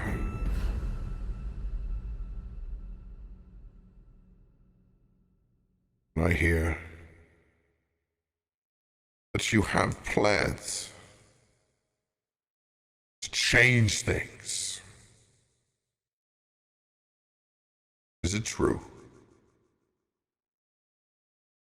Did you finish Yormunda? That aspect. That abysmal attempt Loki made to try to keep the Norns away. Is it true? Indeed, for sure. Go! Go!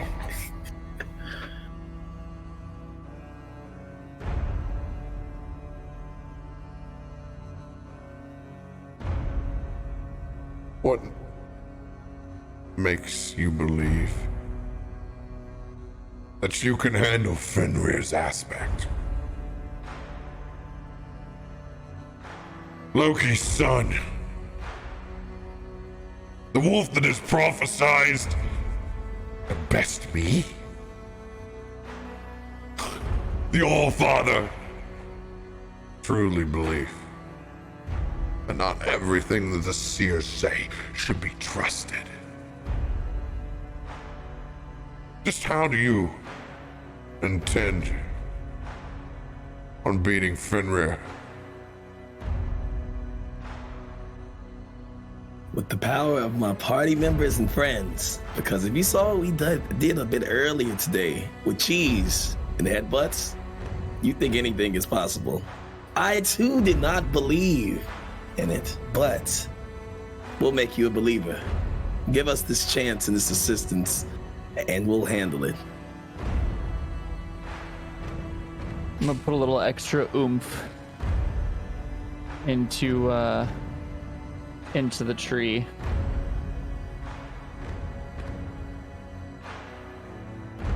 I want you both to roll for this. I want you to roll your nature, Ryan.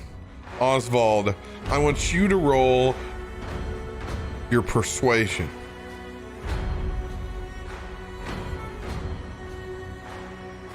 Anybody else in this room, tell me what your other characters are actively doing in this crazy courtyard of Odin.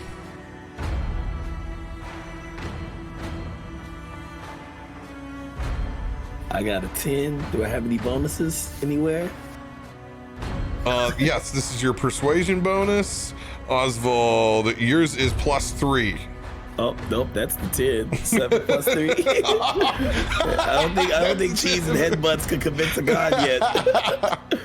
The good news with the 10, you don't stutter. 26. 26.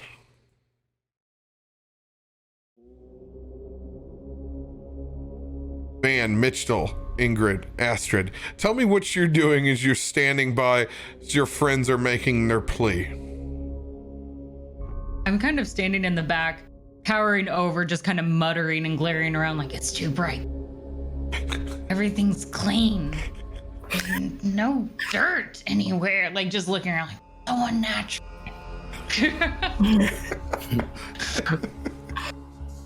Just a Mitch, constant stream of muttering.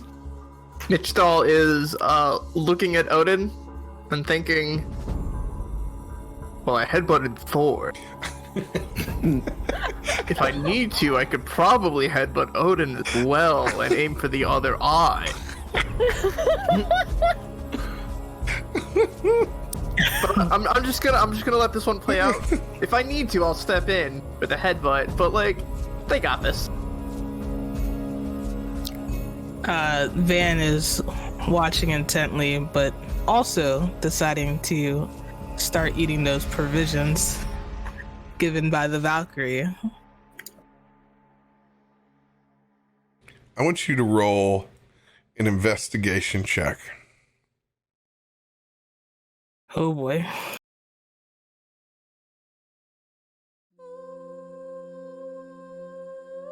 When the Valkyrie slips you an aphrodisiac.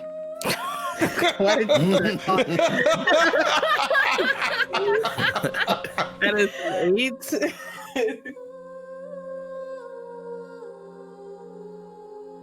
You look back out the doorway and you're disappointed because you don't see her. You didn't see her when you walked in. And you don't see her anywhere near Odin's chamber.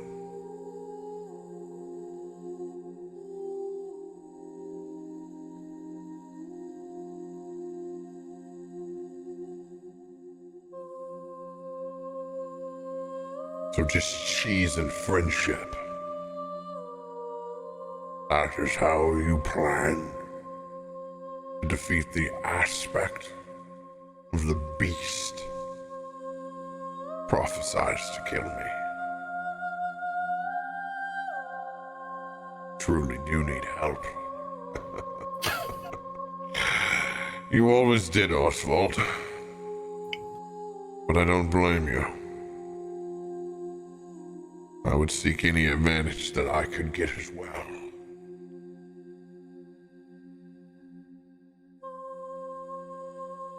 You left Valhalla. Come back. Midgard. Vigrid. That in itself is a testament. Ryan has blessed my gardens.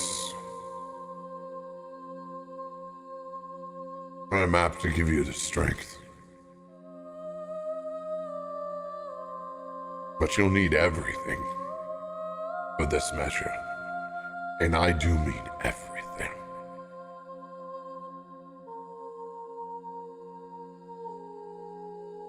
You owe me a favor.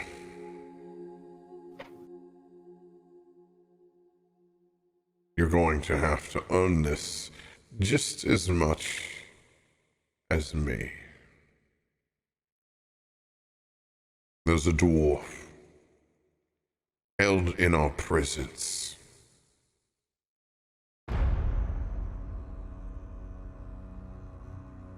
Capable of building chains strong enough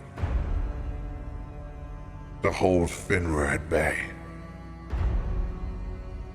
One's as strong as the first time that we chained Loki's son. But remember, if you can convince this dwarf to build these chains for you, you'll need to be quick.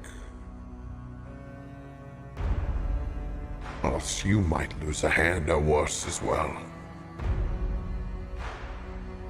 These chains will get you back to the Vigrid plane. They will be strong enough to bind any god, let alone Fenrir. He is held inside the dungeons. He has not been willing to communicate since we took him. You convince him to make those chains. I will give them my blessing. And you will get to make your way across the Vigrid plain one more time.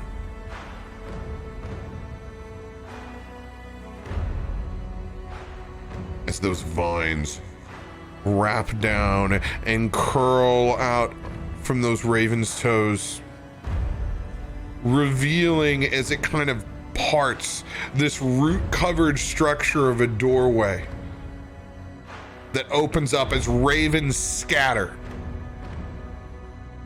flying down a spiral staircase that leads below.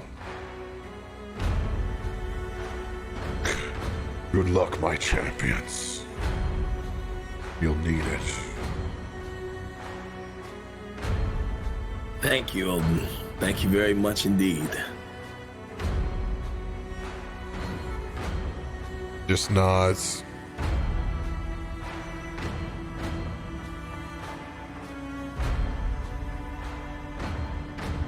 As you guys all begin to walk one by one down that spiral staircase into the dungeons of Asgard. Held with little information more than a dwarf can make something for you.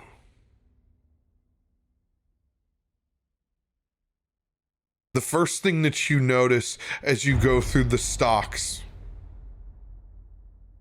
they're barren. Like this place is all but emptied out.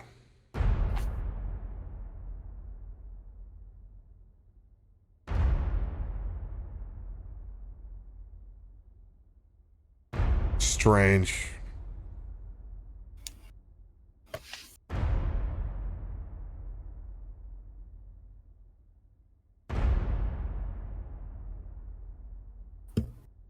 Go ahead and roll perception, Oswald.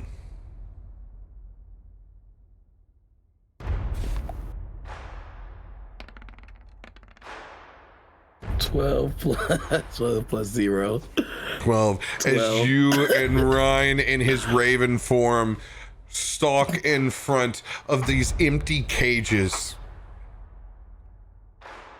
You stare across and you can't believe your eyes. Roll a history check.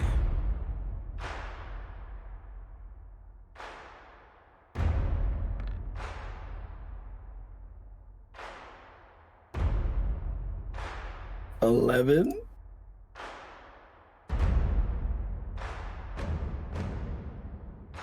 At first, none of it makes sense. But the closer you draw, you realize that this is Etre. The dwarf who lives on Asgard, who is known to have forged Mjolnir, Thor's own hammer, now imprisoned in Odin's own personal cell.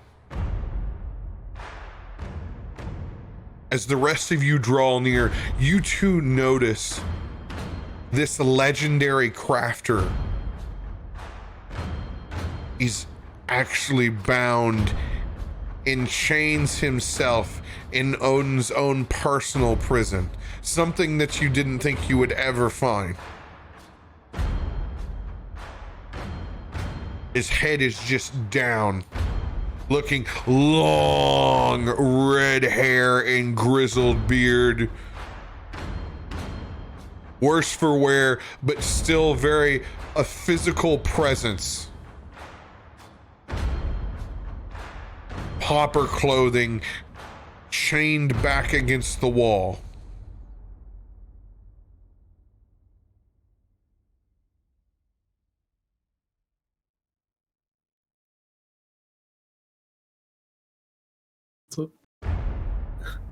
What is this?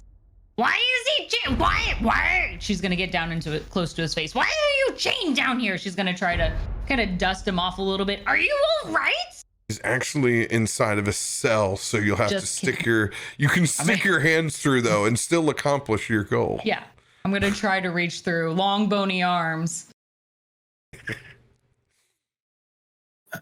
As this dwarf looks up at you. And just to all of you, Oh, I'm Ingrid, and everyone say hello. I'm Oswald, champion of Olden. Hey, Trey, you're... As you just barely dodge out of the way of a massive stored up loogie that's probably been there for hours. You know, that's understandable. Hey, Trey, why are you bound in chains? What happened? Your dear Odin is too chicken to let me be free. Worried that the other gods will ask for my help in crafting weapons. Fend them from Ragnarok. He's kept me down here, left to wither away at the end of days to help no one but himself. So I said, Odin, I am a crafter, I am a builder. Well, if he locked you in here to allow you to get affected by the end of days, what if I told you we could stop the end of days? No one can stop Ragnarok. And I'll wait out my time here, and I'll let it repeat again. And then, when he calls me to dinner, maybe I'll have the strength to tell him no, and not end up in this prison again. Oswald turns around, looks at the party. So, y'all got any cheese? we need something. Astrid puts a hand on the bar and says, "And yet, Sir Dwarf, should Ragnarok come, thou might never craft again." Roll a persuasion check.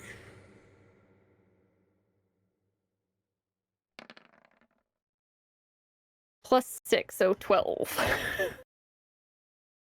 It gets him to pause and listen.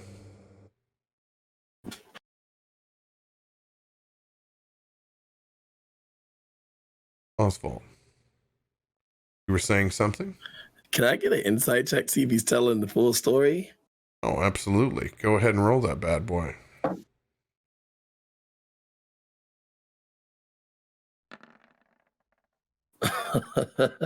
Okay, so I have an 8. Man, good times. Seems pretty convincing to you. But Trey, can't you just imagine your passion about crafting and creating? We really, really, really need something against Fenrir. We need a chain designed by you. Will you, before Ragnarok destroys us all, create that just for us? Allow us to try. To be asking me to make chains, or before I would put in them myself. Perhaps if you craft the chains, they will release you from the ones in which you are bound. Because you stopped Ragnarok and played a hand in it. I do imagine Odin would be grateful. And allow you to be free. These are all big promises from people I don't know. And 2 sons of Odin that might as well be messengers of my own death. Or freedom. Heck, I'll just throw it out there. I'd happily ferry you to hell. She's gonna sit cross-legged. I have no kin towards Odin. Forget that old fart. It is not my time to go yet. You know, I still have designs in my mind. She's actually quite nice, once you get to know her. And of your talents, you could probably strike your own deal. What's stopping us from breaking him out of the prison cell? Yeah, I was gonna ask, like, how I'm scared of Odin. how close am I to the prison cell? You're his champion, but we're like, Dad's like- in the kitchen. That's Dad's in Can the I kitchen headbutt- upstairs. That's about the only thing that's stopping you. Can I headbutt prison cell and break him? You can certainly try. Can we go distract Odin? I got high performance. I'm good at Other than the distractions. bard. Odin, all right, can we go distract Odin with like, I don't know, random stuff, comedy, while they break him out? I have a strong Let's go. I'm down to do stand up. Okay, wait. I have an idea. Does this cell have a lock with a key? Or is it just like bars? No, there is a lock. Okay. There is a lock. I turn to Ryan. Hey Ryan, can you like make your vines into the shape of a key? Like, how's your lockpick?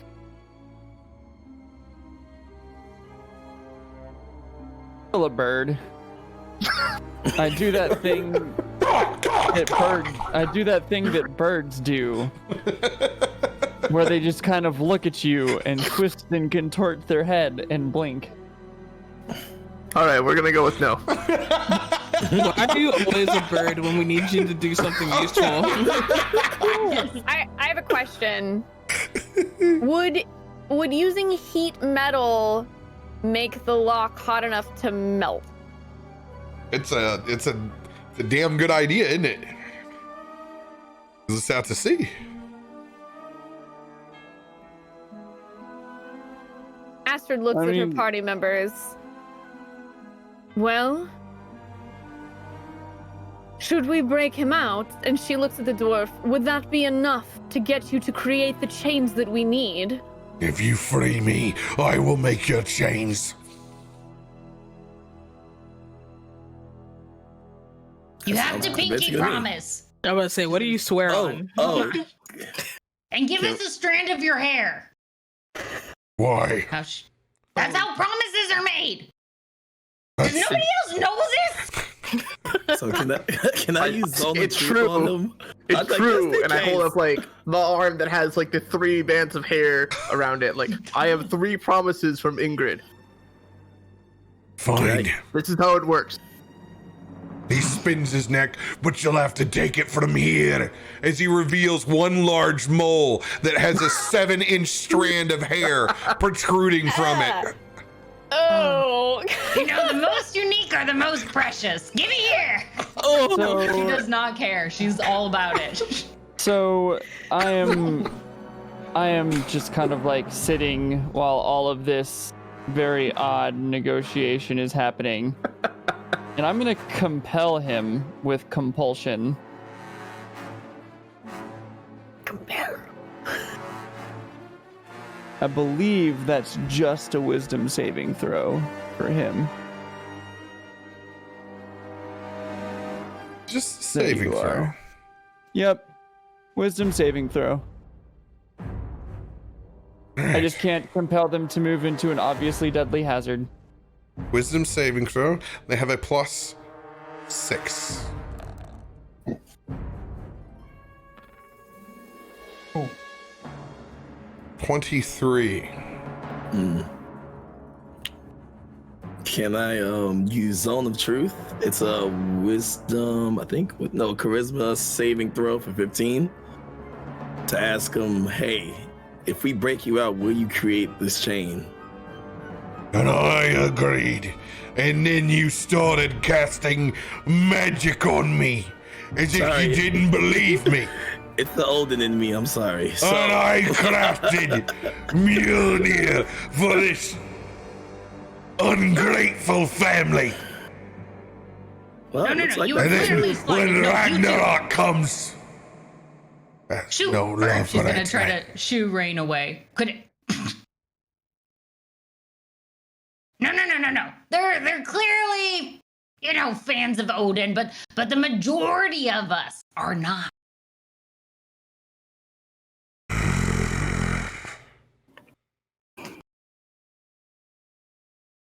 You'll have to convince me. Do you want to So kiss? I'm gonna No. Anything while on the this is table. happening, there's a vine coming from my little bird claw walking along the ground, snaking its way into the cage and through the chains that bind him specifically. What is that? What is that? What are you going to do to me? And they're slowly just gonna wrap around the dwarf, around his neck, and around his arms. No. And I'm going to speak to him through my vines. Because there's a very obvious disconnect. You know, as well as I, that Odin is in fact the least favored. My dedication to him is reverential. For all he has done good, he has done equal, if not more, that is worse. And to free you entirely against his will would bring anyone in the mortal realms to the most vast danger you could possibly imagine, and not to mention the entirety of this realm as well. We are to break this cycle. We are to end this suffering both throughout the realms of gods and the mortals. This isn't about you or your squabble with Odin. The work you've performed before, you'll perform it again, and you will always know in equal measure that the family's motivations and capability to be thankful for the things that we do remain unchanged, because they never have recollection of the deeds we perform in their service or at their gratification. I will free you from these chains. I will leave you in this cage.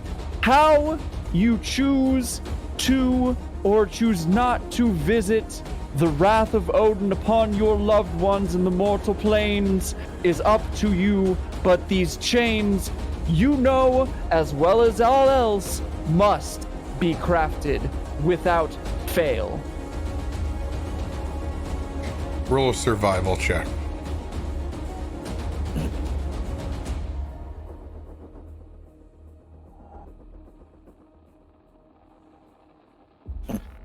$25.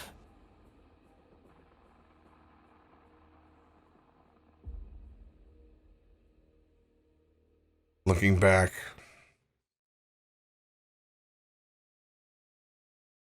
as he sets himself just with a little bit of ease, for the first time since you all have arrived. Fine. I will make your chains.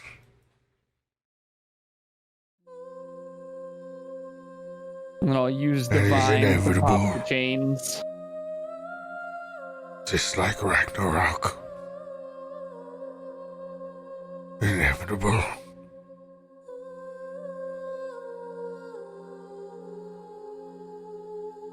And as I pop the chains with my vines, freeing his hands to do the work he was quite literally created to perform, I will press to digitate within him a sensation of hearth and home.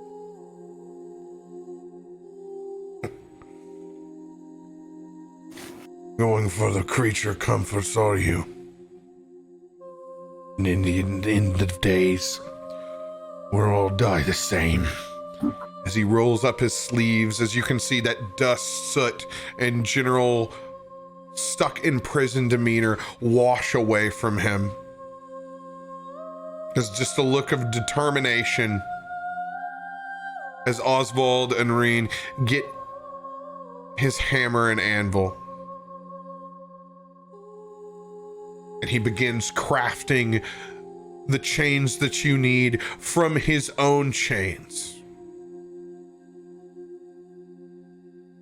piece by piece, reinforcing each inch as they glow with amber coals inside of this dark cell. Finishing only after each individual rune is forged on each link. The final hammer draw echoing out into the chamber. You stare back with these fine dwarvish chains crafted, yet still bound to his own hands.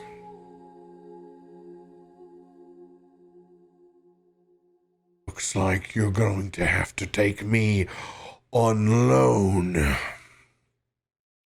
as they have been forged around his own wrists.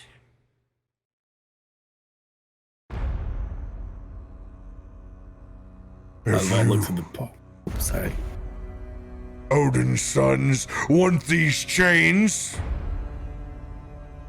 You have them. As he throws bound, one to Oswald and one to Rune. As you have hold of the prisoner, Etri, as he puts his hands back behind his back, you have a chain in each hand.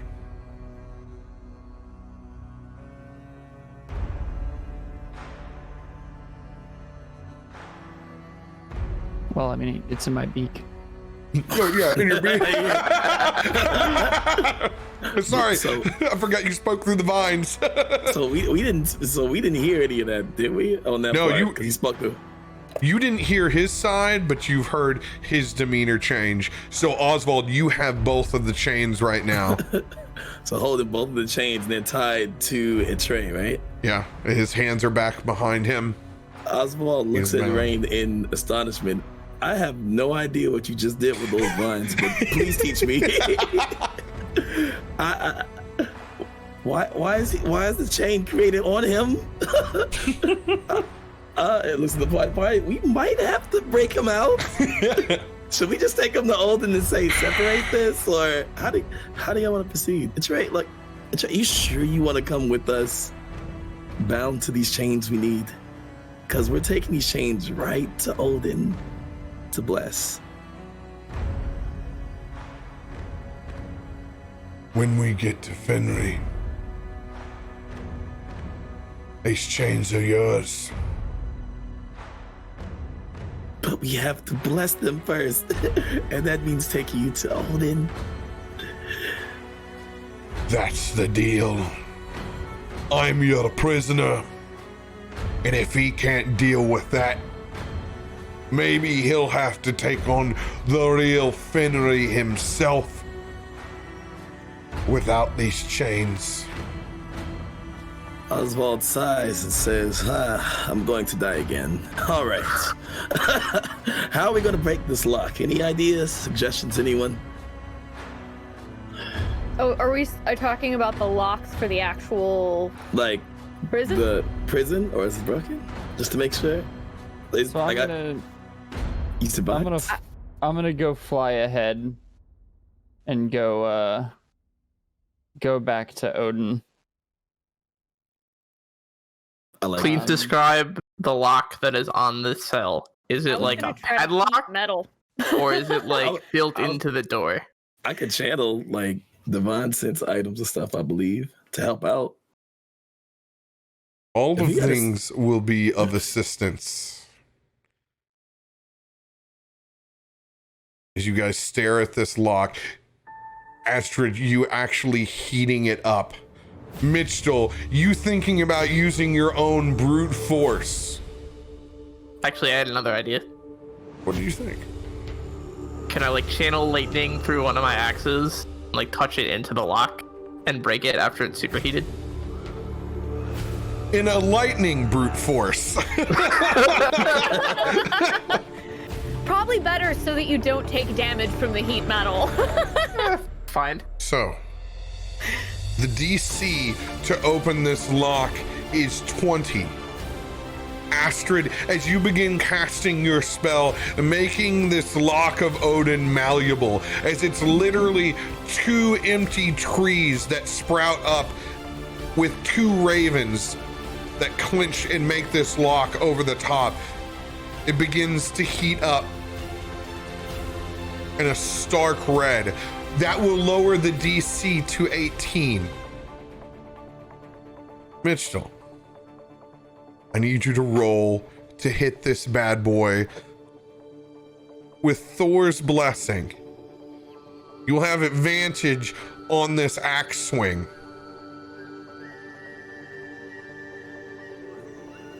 So is it a D20 plus anything or just? Yeah, so this is your regular attack. So this is a +5 because you're swinging all you got into it.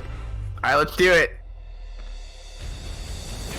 Advantage, Shoot. you have one more roll.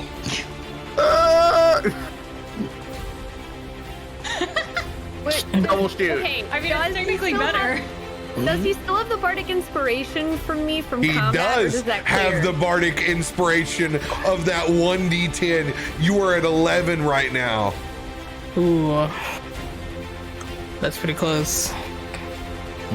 You need 7 points on this d10.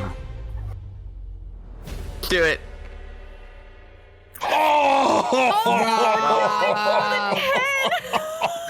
That's unlucky. Alright. As you strike the top of that lock, it does not open. Even as you put every ounce of Thor's might into it, it does not crack.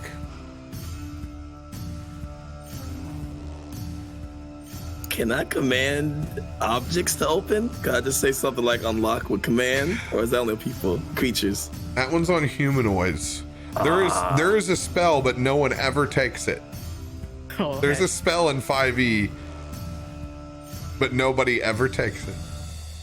I've yet to play a game in 2 years where someone has taken the spell. I'll take a shot at this lock. All right. Go ahead. Just with my glaive. And I'm still concentrating on heating the metal. Yeah, you're keeping this malleable for them. 17. 17. As you put everything you have into it, you are not able to crack this lock. Ingrid and Oswald, you have some sort of effect left to try to help or get this thing open. If I tried to use one of his chains and use that to break the lock, would there be a bonus? Since like this is literally made by Trey. When was the last time that you busted open a lock with a chain? It sounded good. It's like these are really strong chains. I just got this mental image of you wearing out some dude's bike chain. Once it was a bad day, Robert. I don't want to bring it up again. Oh man! All right, should I swing at it with my spear, try to break it? You can certainly try. I want to try with the chains. All right. All right. So Oswald holding one of the chains attached to a tray is like, all right, just don't shake too much. I gotta break this. So attached to him, you gotta go with it. Just He gives you the swing straight at it. He gives you the rocks people eyebrow as you pull him close up to those bars to get excess matters of the chain as you try to Simon Belmont this lock off. All right. Well, I had 2 chains, because I guess may I get a second attack? An extra attack. That's 1. All right, that's the first. As you whip out trying to smash this lock, you completely missed the first time. Ingrid, you're almost hit by it as you've been leaning over trying to convince this dwarf for a kiss earlier. Yeah. All right, second Both of us chain. could have benefited. It's fine. And going. There we go. 16 Do I get any tax bonuses?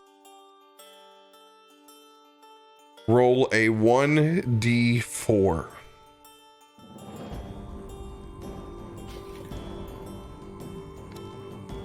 Whew. 4? There we go. Nice. As you hit that lock this time, you can see that Astrid's been heating it long enough to where one of those ravens bends in and begins to pop and shear off just a little bit. To finally open this lock, it is now a DC 16. It is badly hurt, being whipped from the chains that Etre has forged.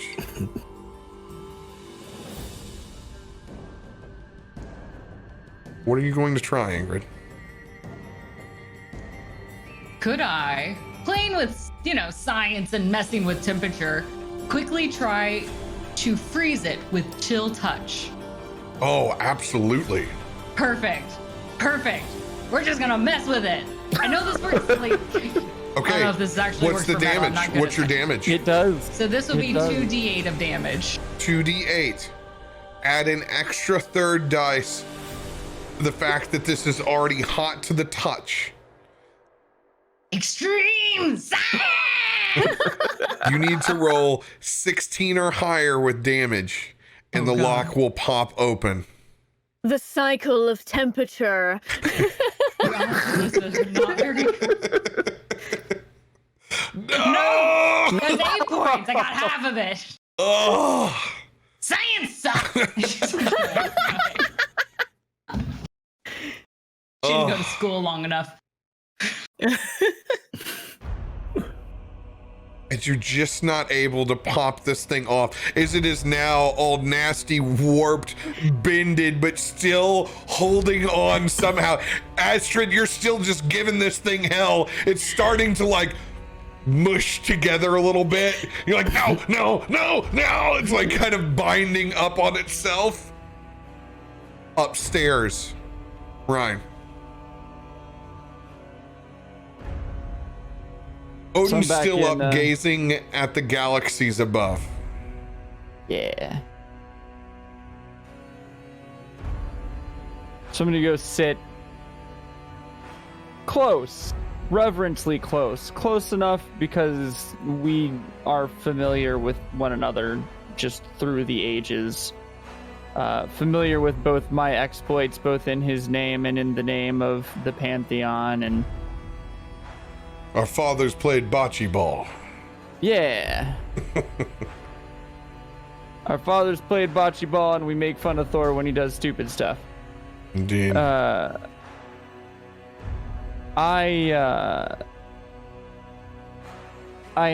look at him as a bird looks at you. Shouldn't need to give him a vine because he communicates so well with his prized pets. But if he needs to, I can slip him a vine. What is on your mind, little bird? What brings you The back dwarf from those chambers? the dwarf is being the dwarf again. Empty-handed with no chains. He has the chains, but he bound them to himself again.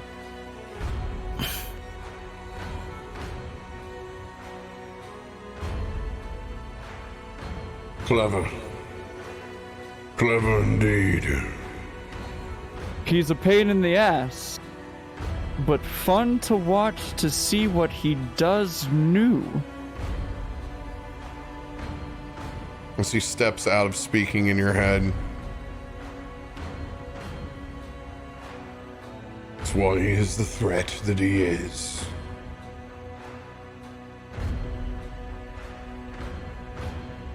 But you have convinced him to craft once again. You're willing to build what needs to be built. Is that correct, my little bird? He knows his part as well as the rest of us. You know how the mortal folk get. Faced with destiny, they cling to life and will. And they're not wrong for it. It's what makes us great. It's what allows us to come here and forge great victories through sheer force of everything. You cannot fault him for his fear. You can certainly fault him for crossing you, but you cannot fault him for his fear. But he performed his duty. Took a little convincing, but he knows what need be done. Just as I, just as you. And for a moment, all of the bravado and godliness is removed from him. That was not his fear, but mine. My fear is what led him there. Oh, his strength can turn the tides of any battle. Maybe it was wrong throwing him in there in the way that I did.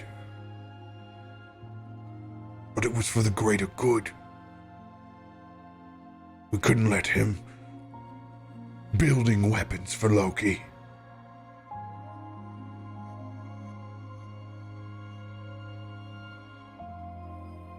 Take this key. Take him with you. Defeat the aspect of Fenrir. And bring these chains back to me so I may bind the real thing when Ragnarok comes.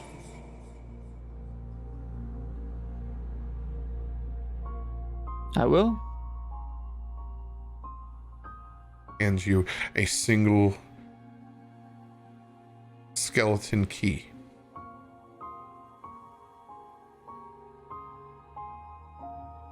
As he turns back away from you and gazes back into the sky, now galaxies removed, nothing but stark ashen red skies.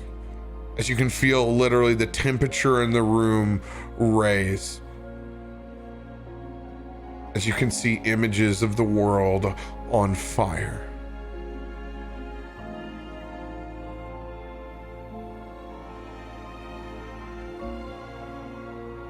The key is yours.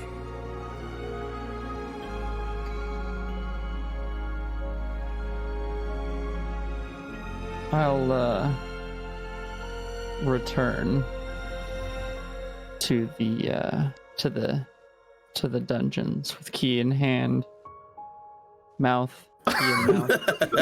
Are we still like trying to break down the door? I definitely feel like we're still trying to break. I'm just the over here like, should I use the chains again? Just swinging it like, all right, maybe if I swing it around real quick. I'll get downstairs and I'll land, and I see the rest of the group. You know, imagine a group of Fled and Betty Flintstone standing around, just like banging chains against locks. He trades jiggling around with the chain. And I give a very ever so exceptionally light wing buffet to move them all out of my way. At this point, it's like they're taking a grinder to it over there.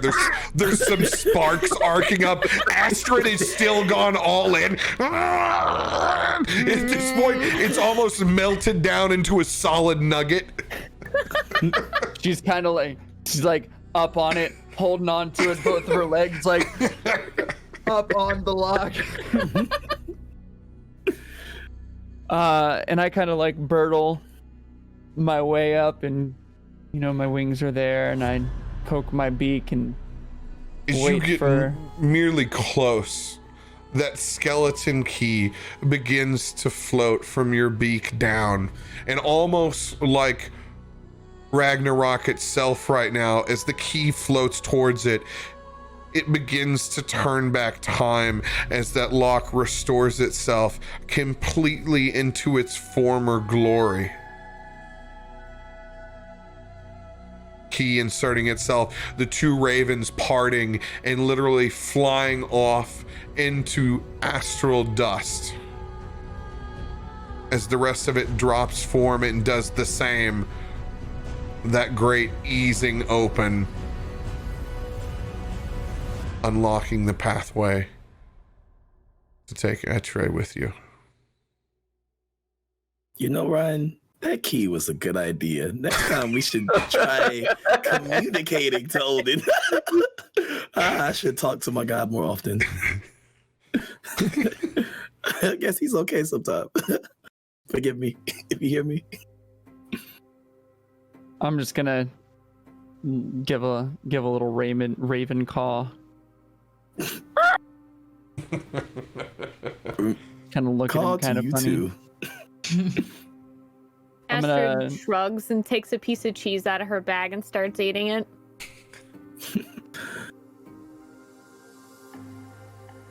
I'm gonna slip a vine to the dwarf. Remind him of the old man's fear. And convey in not so many words, not an apology because I won't speak for Odin, but very obviously in the way that all within the halls know that he made a mistake.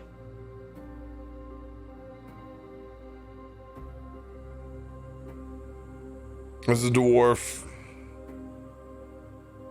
he listens to this grimacing, taking in that info of, oh yeah, your dad's but he's your dad. A strong connection to family himself. Just kind of gives you a nod back that he understands, even if he's still pissed at this moment, as you lead him out in chains from the dungeon of Asgard. When you guys make your way up, there are only ravens inside those trees. No longer galaxies, only burning skies. As you see the world itself beginning to change.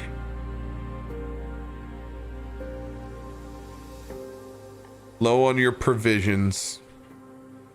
It's settling in that mortality of being back in this world and not Valhalla. And it's unsettling coming from the unlimited buffet of wine, ale, and mead, and all the food. You're starting to run low on your provisions.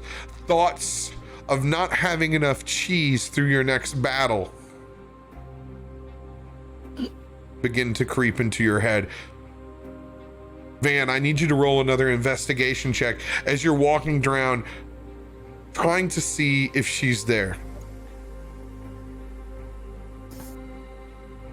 This will be a perception check. Oh, okay. Same value. 13. 13. You still don't see her. Vester, who's been waiting outside since all of you entered. Well. That went better than expected. Shall we? Change of heart. Hey, that's right. As one of those stored up loogies goes right into Vester's face. Fine. I'll just rip them off your dead body.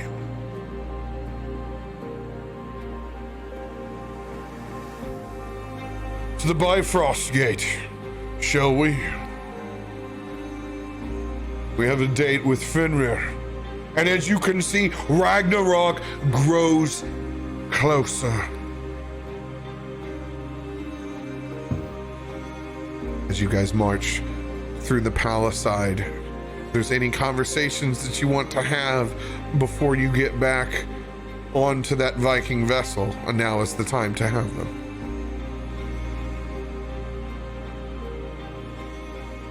Ingrid will sit next to Van. You didn't see her, did you? No. I wonder what's become of her. Maybe when we return, we'll find her. Yes, but it is unusual.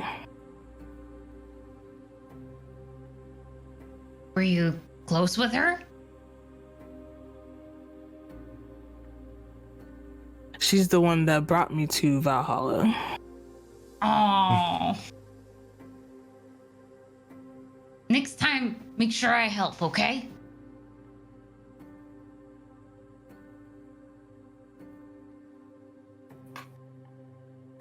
Roll a perception check anyway with disadvantage. Ingrid, as you just try to glance back right before you leave. I am proficient with it. Yeah, but it's that last little... Fair enough.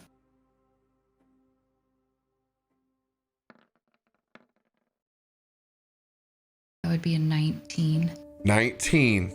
With disadvantage, though, would be an 11. Dang it. Oh, Dang it.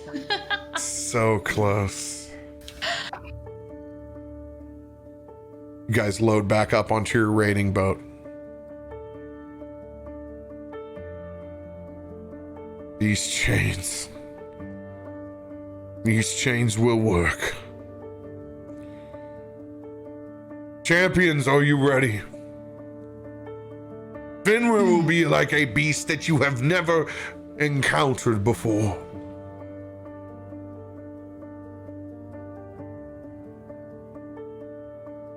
Are you ready? I will pet him with my headbutt. Oh, I would love to see this. Petra's just shaking his head. Fine, let's get on with it. I'm ready to take these chains off.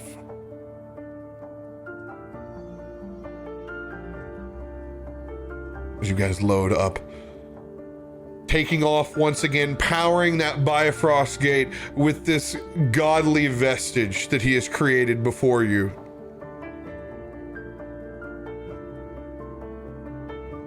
Moving faster once again, those streaks of light around you, you can feel a heat come up and over the entire vessel. As you can see slowly, those chains begin to break their bindings around his wrist. This heat, stronger than even what Astrid was almost placing on the lock. You have to shield yourself just a little bit. I need everyone to make a Constitution saving throw.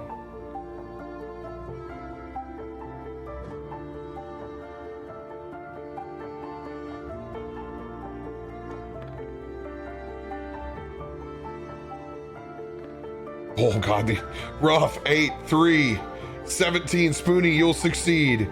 Mitchell, you'll succeed. 12. Oswald, you will fail. Rack, you will fail. With a +7? Vester will. Oh, I'm sorry, you didn't add on there. You'll succeed. You were Hey, like, hold up there. Hold on. Damn, son.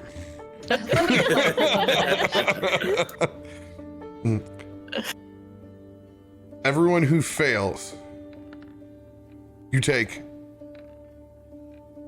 13 points of fire damage. Now, I want you to note that you will be, since you touched Asgard, you can take the long rest on your character sheet, restoring all of your abilities before you add that 13 points of damage. So long rest, then damage. Yes, long rest and then the damage. Ooh, fresh good to me. long rest. Cool. I love going into battle already hurt. I like a good challenge. As you coast in, you look down as the water turns stark red. And that heat radiating up and off, as you can see, it almost looks like it turns into lava.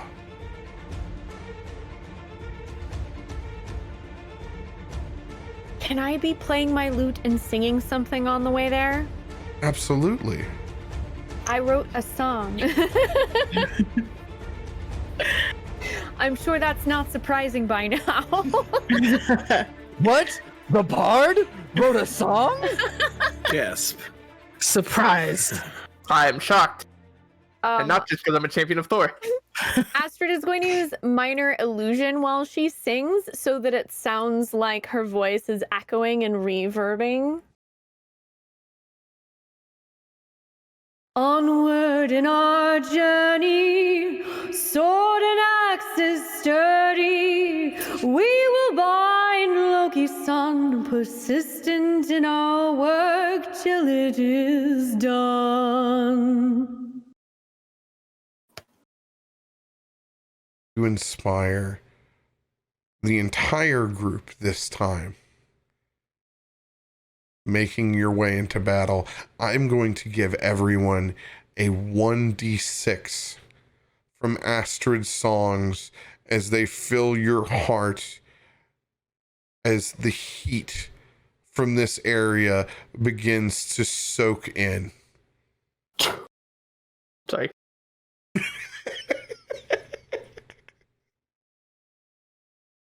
Looking down at that water slowly changing, you can see the stress that it's literally putting on the boat as it begins to bend, warp, and crack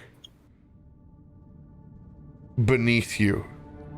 Just enough as it makes its way crash landing to the point where you're at now. As you stare out at old ruins of a battlefield, covered in molten lava, trees burnt, ruins of buildings that once stood, and you can see the ember eyes of that wolf as it turns its head, staring back at you as a literal wall of flames back behind it.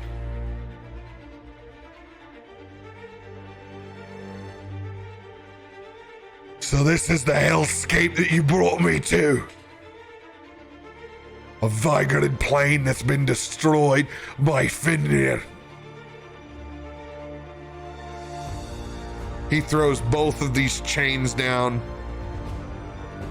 Have at it. Do your worst. I will fix this vessel.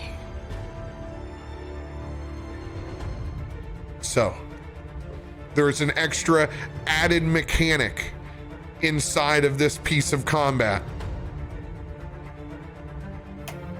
On this back line will reside Etre, fortifying your vessel. Your vessel will have 150 HP. You'll be trying to repair it every round. You cannot lose your vessel.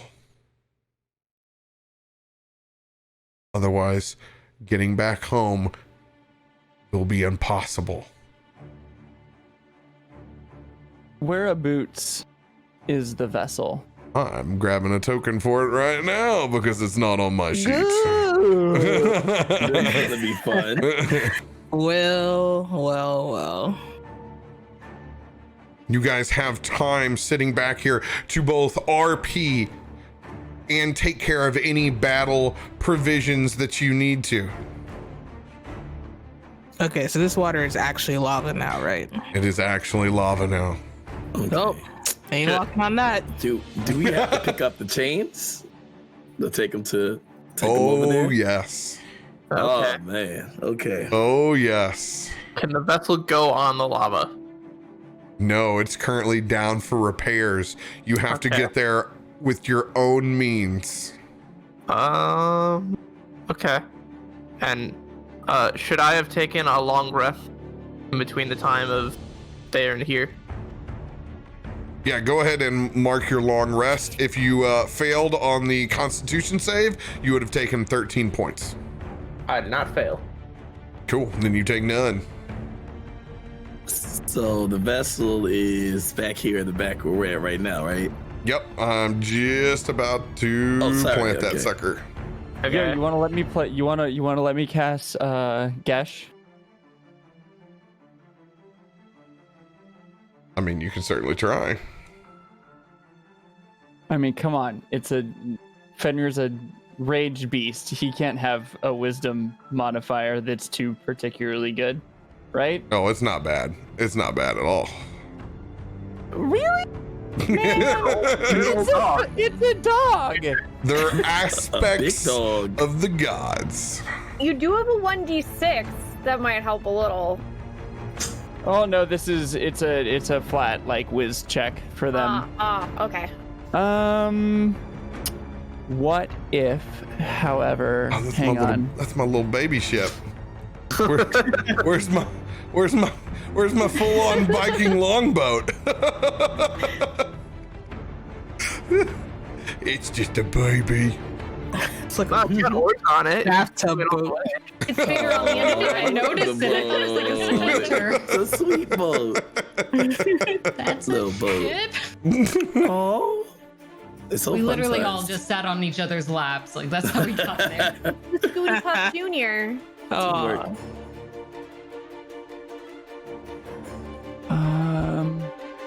Hang on. I have things.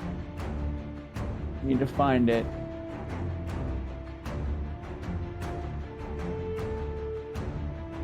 Can I go ahead and cast Form of the Dead of Dread? Absolutely. Getting ready for battle. How is heavy are the that chains?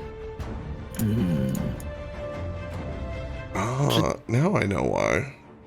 Just how heavy are the chains? I have an idea. Definitely one per person, except for someone you would have to have a plus 13 or greater to try to cement bag throw one over each shoulder. Got to be one of the big boys to be able to pull that off. What Plus if 15 on what? But okay, Strength. I want to try to. So- I got that. could I throw the chain? I mean, you're a long ways. You're not throwing it. You're not. Can I tie it around someone and then throw them over the pit? No. Dang it! Well, No way. I mean, These I mean, these are way no matter too what, heavy. You'd be throwing the dwarf. so- You would be throwing the dwarf. I'm okay with that as long as it gets the party closer Since to he's attached to the thing. No, he's removed. He is no longer attached to those chains. Oh, okay. So we No got longer attached to those chains. So we got two of them or multiple? Or You have two chains. oh, 2 chains. It was only a matter of I time. had two. I was like, oh, we got two. Every time we said, I'm like, oh, I'm tempted. I was waiting. Okay. I was waiting. What- I'll grab what- one of them. I'll grab one. I can heal myself on the way. Or both, or however you want to. What is better, his Oh, there it charisma is. or his wisdom? I'm not telling you. It's very important. Sounds like you're gonna have to guess. Oh man, hang on. Where is it? There it is. Could a raven lift chain? Yeah, can you fly us over? I'll hold it up. We do like an AT-AT and have him Yeah, swirl just around. do like a little drop. It's just like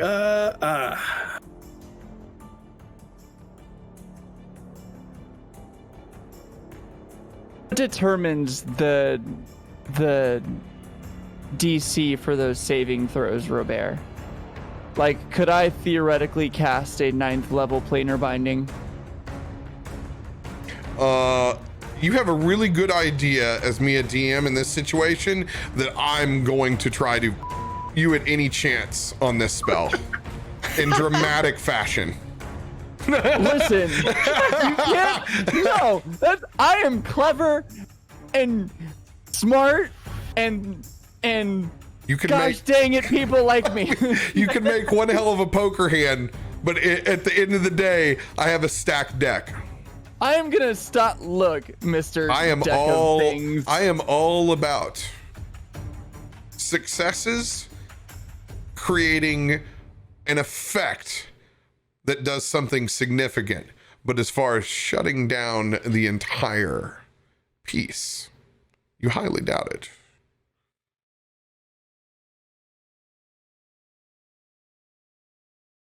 All right, what do you think, team?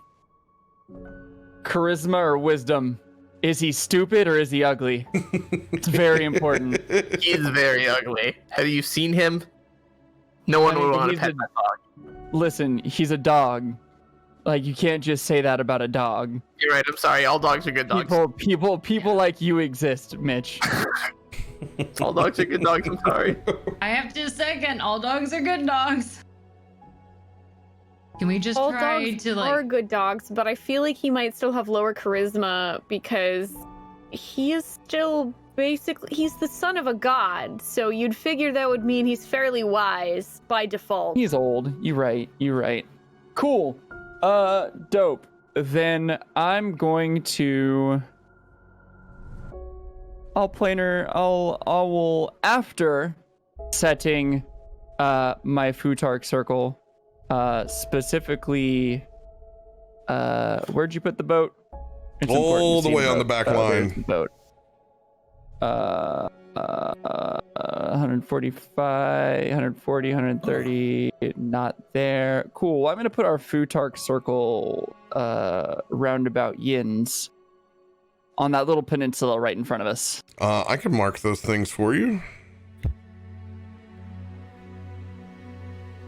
Just a general circle here. How big? Let's see. I don't think it says. Where's my features and traits? Futark circle. 10-foot radius. Oh man, yeah, that's not a very big one. And what's it look like? Just a rune circle on the ground. All right. All right, Futark circle down. Rune protection on Ingrid.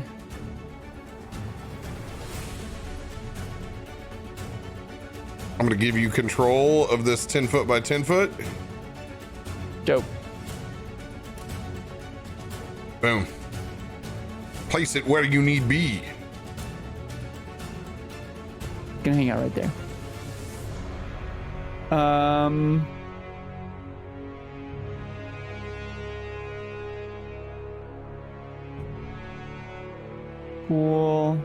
Cool. Wisdom's my modifier. Great. All right. Sorry, You're gonna be this is taking a concentrating on Gish. Anybody else prepping themselves for battle in any particular fashion? I was curious if Astrid would know of anything that Fenrir might fear. History check. Since your god is the sister of Fenrir.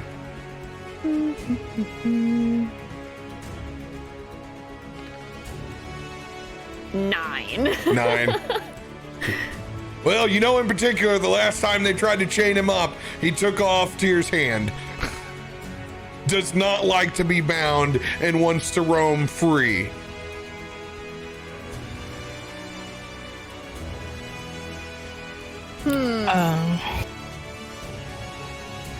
Oh, go ahead, Rick. I was gonna say, should I go and rage now or wait till we're closer? Oh no, you can go ahead and rage. You and Mitch still will both have your rage on. as you guys are prepping yourself for battle.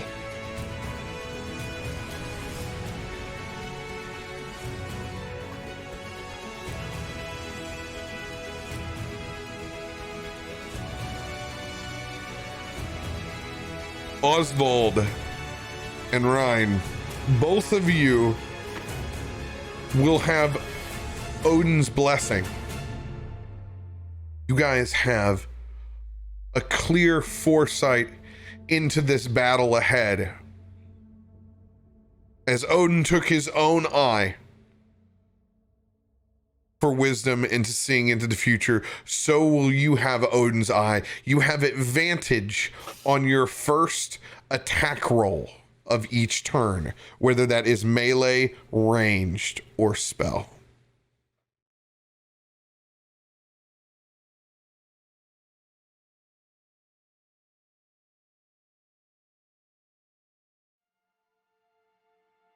Good deal. Anything else? Could I make a silent image of Tyr? Potentially distract Fenrir? Maybe at some point in time, yeah. Would be a good idea to keep in your back pocket. Lots of movement before you get up close with Fenrir. Rune, what is your decision as you have focused? As Fenrir has stared back. I'm gonna go with where'd it go? It's in here. I keep scrolling past it. Planar binding. We're gonna planar bind.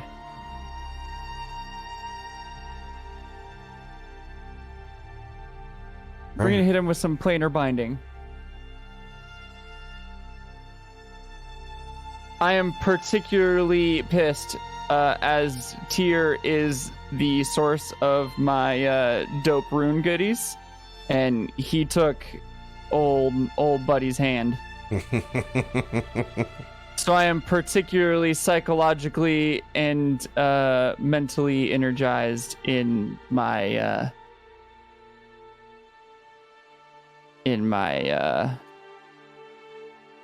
endeavors. So, planar binding has a casting time of an hour.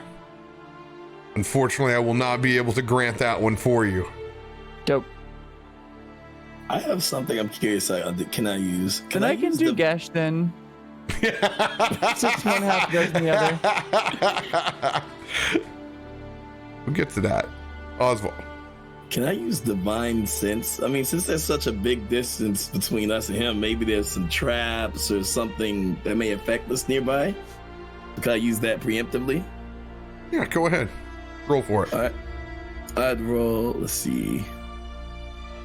D20. 17. I'm not sure what's plus.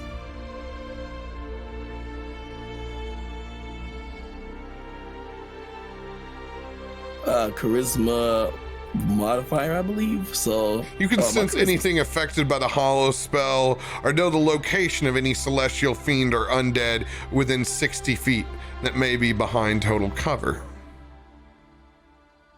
As you begin to concentrate, trying to see if there's anyone else here, but you get a stark sense that it literally, Fenrir has destroyed everything in a 15-mile radius. Leveling part of the Vigrid plain with his own rage. It is just you and the doggo. That's an angry doggo.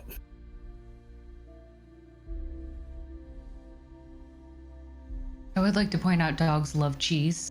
Can we prepare some cheese before we go into battle? All right, wait. Can we cover Mitch Doll in peanut butter? Go on. Just do a full body peanut butter trick. Oh no. Go on. Oh yeah. Mitch Doll is all in.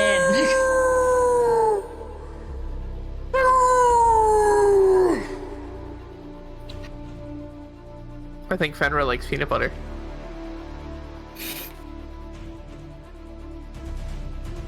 You've come here to do the old man's work. Even just a spitting aspect of me, I will kill you all.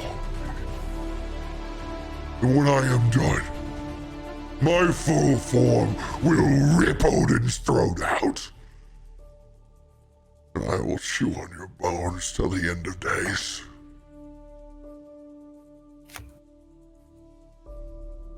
I need everybody to roll for initiative. Still want to cast Gesh. I will let you cast Gesh at the top of your turn as an attack spell that has been held.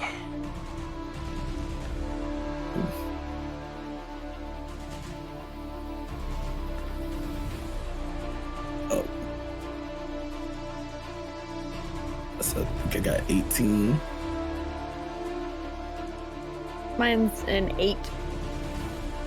I just yell in the direction of Fenrir, do you like peanut butter?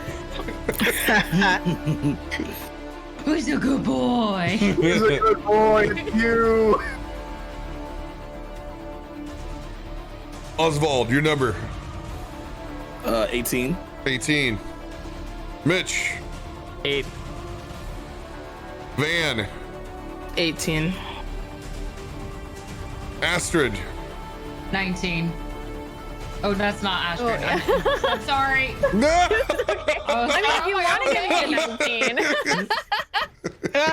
You want to just To swap be fair, characters? both of our characters' names were Isaac and Astrid Ingrid. If you want my number, it's fine. Ingrid. I got an 8. 19 for me. Sorry. Ryan. Ryan, what was your number? 3. 3? 3. Oh no! Back of the pack. Hey man, it just means everybody has time between point A and point B to do things that negatively impact his wisdom. Saving the best This for is last. true. Yep. More cheese. Just do whatever you can to make him real dumb. I'm trying to look for pathways across. Oh! Can't believe you've done this. That's for Vester, right? Oh, that is for the doggo. Can't believe you've done this. Is it bad that I'm slightly cheering for the dog? Like, It's like, is it that you're bad? like, oh yeah. It's still a dog. Yeah. A really big stick. Well, that gets that kicked off pretty quick, doesn't it? I need everyone to make a dexterity saving throw as you look as the fire rises in Fenrir's eyes. Remember, Van, Mitchell, you guys have advantage on dex saves. Where's it?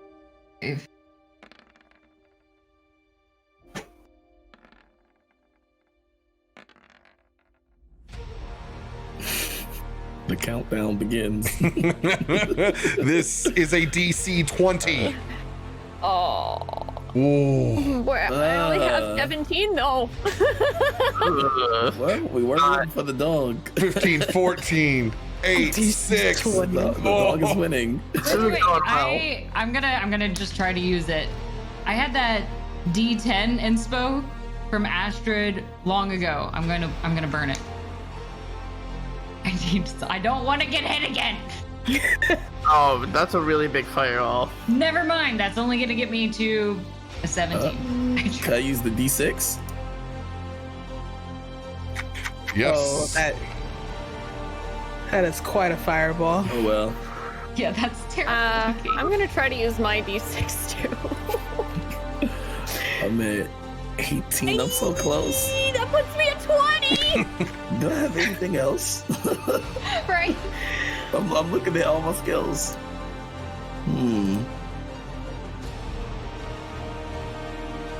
Anybody succeed?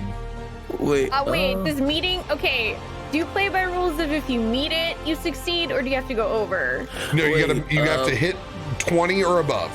Is Okay, I everybody hit within? exactly 20. Okay, you succeed. With You'll my- take yeah. you'll take half damage. I have aura protection. Does that affect everybody around me? It says creatures, friendly creatures. Oh yeah. So that's +3 to all of us. Yeah. right? Everyone has a +3. +3, so I'm at 21. I'm at 21. Oh wait, we have a +3. Yeah, I he's didn't got a know that. +3, If you're 10 feet within me. which I'm considering everybody in the back line right now. You all have a +3. Wait, doesn't Ryan also have something where we stand near him and he gives bonus as well? No, you I got to think- be in his. Got to be up here in the rune circle. Okay. All right. Except for me. Everybody knows where they're taking half or full damage, correct? Matter of fact, I'm happy. wait, pause. Oh, wait. No, that doesn't do anything. Dang it, because it's not Oh, an wait. attack roll. So his +3 will give me 16. Ooh, That'd be me. I don't think I can make that. You do have a 1d6 rec. If you want to burn it now or not. Yeah, we'll burn it.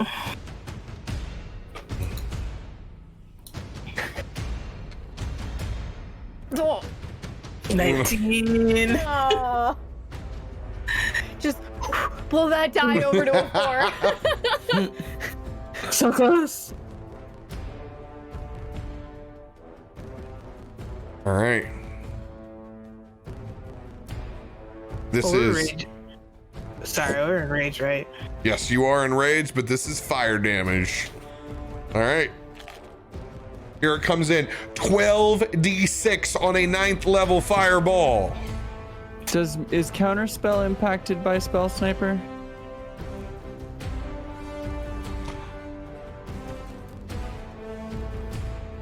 I mean, it doesn't matter anyway because it's not far enough. Never mind. I'm out of range.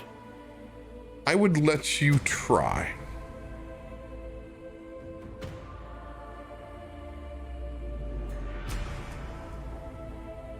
If you want to. As you can see the fire welling up in his eyes as this fireball begins to come from his essence. Do you want to try to counterspell? Yeah, I'll hit a 7th level counterspell. Okay. This is a plus 15 for Fenrir. Right. To be able to counter this fireball, you'll be using your spell attack, which is a plus 8. I'm going to lay the line down right now. Fenrir with his nat 20 has advantage. 25. This will be a 32. Wait, did he do an attack roll? Or No, is this just this is his- a oh, this okay, is that the was the head nat to 20 head to go first. counter spell off. Ah, got it. Yeah, if he's got 34, then I can't beat it at all. You got to go for a 20. Nope. As you hold your hands up, trying to stop this massive flame from coming in, it's just too much to be able to handle and try to divert off to the side. Everyone is going to take 52 points if you do not succeed. 26 points of damage if you succeeded. So I have my aura. So everyone 10 feet from me should have 4 temporary hit points. Oh, right? yes. So everyone put on your 4 temporary hit points. Back on again. Yeah. Yeah, we need something. Hey, you're not dead. I'm not If you have at least 1 health. Now, does the Futark help me at all in this? No, Futark's No, up 'cause there. it's not an attack roll. But I thought I there's had. no roll. Oh, I'm okay, sorry. just on spells. My Okay. bad, my 'Cause I bad. get the special one, but I wanted to make sure. Yeah, Also, there's no attack roll that he made against you, and there's not a saving throw that he's making against you. Gotcha. more importantly, out of the 150 that your boat has, Oh, it has 98 points left. oof. Big oof. Yeah, he can fix it. Trick got it. Ingrid, it is your turn. Does it have to be? I'm just kidding. What is the best way to get across to it? This little stepping stone across the lava river? Yeah, looks like there's 2 pathways forward. Or the other one, can I? Where's the other one? Yeah. Oh, you can jump. Van Oh, I Halen can make- style. Oh, okay. Oh, I got frog legs. I'm jumping. Yeah. Wait, does that mean I can like just kind of throw people across the gap if they don't have jumping legs? Remember, it's D&D. You can do everything. Okay. Just making sure. I'm gonna flip my way across and try to hop over that. What is that distance? If I go, it'll be like 25. I'm gonna get up there. 35. All right, so you're making a it's about a 5-foot jump right here. Yeah. Yeah. Go ahead and give me an athletics check. DC 14. Since I flipped, can I make it an acrobatics instead? No. Ah, come on. Now I have to do a -1.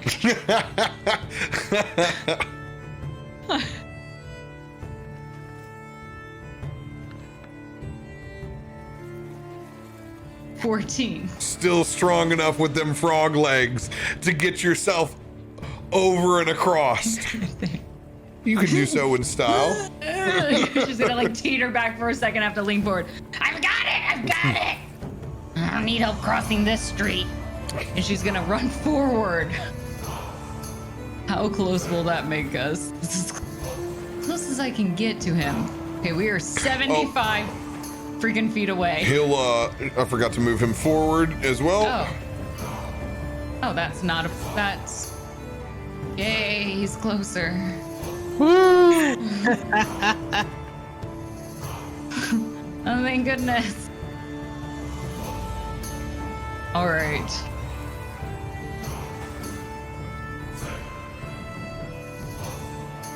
I'm gonna test this out. Knowing what we're planning, I am going to cast Mind Sliver on Fenrir. So this will be an intelligence saving throw. Intelligence saving throw. Give me 1 second. I accidentally closed out his battle sheet. I gotta go pull it back It's up. okay. So we'll see what the intelligence is. Is the dog smart? How many tricks does it know? Should have just asked it to do a few tricks. So this will Well, be I know what I'm using intelligence, command for. right? Intelligence saving throw of 17.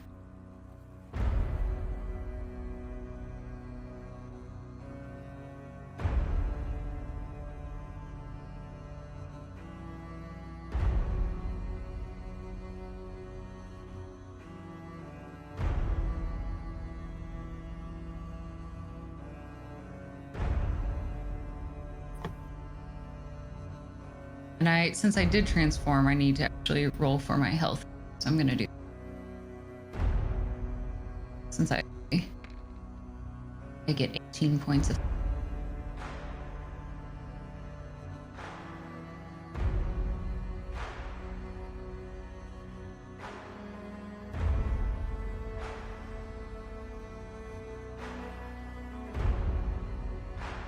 I'm gonna need it.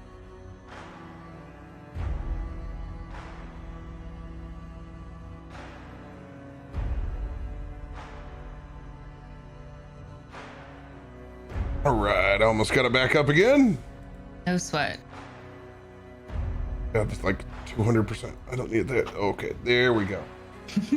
There we go.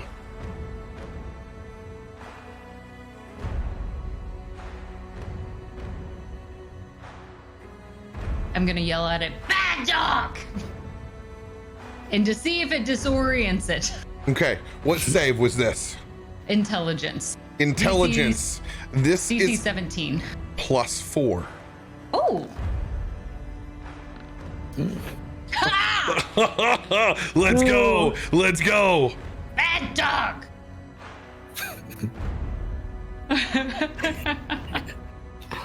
We do what we have to do, right? All right, your mind sliver's successful. How much damage does it do and how does it impact Fenrir? Okay, so this will be psychic damage. Though I'm curious on this. I'm going to change it to necrotic damage. Again. So that way we can get our extra dice roll on that. So we're gonna do this as more necrotic damage. And roll it that way. So that will end up being 3 d6s. Roll that beautiful bean footage.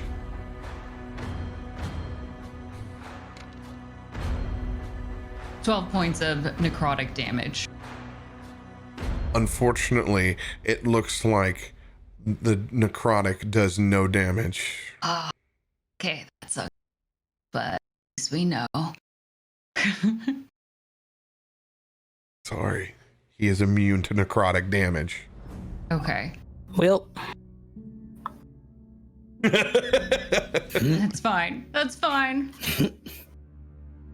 Okay, it also has another effect to it. Because it failed. The first time it makes a saving throw before the end of my next turn, it must roll a d4 and subtract the number from that save. Next time, saving throw from you, just you.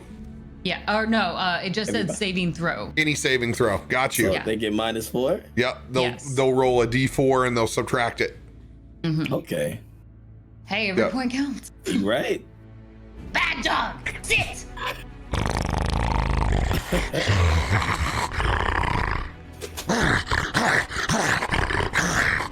Snarls back at you. Anything else for your turn? I would like, since I'm in this structure of a bit, I want to know, can I use, I had it up a second ago, Mask of the Wild, where I can hide even though I'm slightly obscured? Where are you hiding at?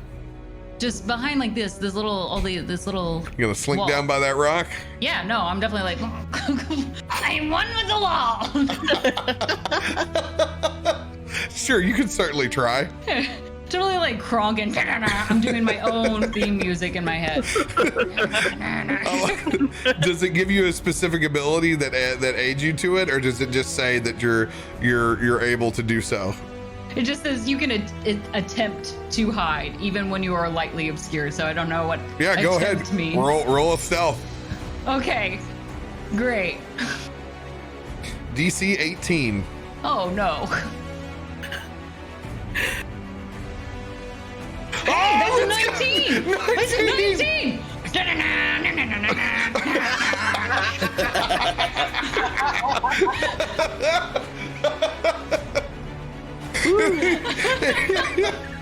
Ingrid, The walls are finally my friend! you have effectively slouched down and somehow hidden yourself behind that little wall. Oh, that's beautiful. And that will be my turn. Oswald, you're up. All right. So what I want to do is I want to use spear kind of like to fling myself over the lava to make it over there to that platform, 30 feet. I think my movement's 30 feet.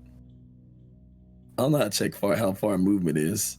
Are you taking one of your chains? Each block is 5 feet. Okay. Yeah, I don't want to take the chains with me for sure too. All right. 1, 2, 5, 6. So I think I can make it about right here. Do I need acrobatics or athletic, or will it be fine? Athletics. All right. So I will roll D20 plus 7. Oh, Jesus. That's 9. 9. Oh, the weight of this thing. You land over in the lava just before you can make it all the way across. Oh, it burns. It burns. 2d12. Oh no, 20 points of lava damage. 20 points? Okay. Barely made it somehow here. Felt cool for 2 seconds. Holy heck. All right. So now that I'm within range for a command, I want to command Fenrir to lose his turn to say sit dog. Like sit dog. And just have him just there, just to be quiet. So it's a wisdom. Gotcha. Wisdom saving throw. Wisdom. All right. Wisdom is also only a +4. And disadvantage.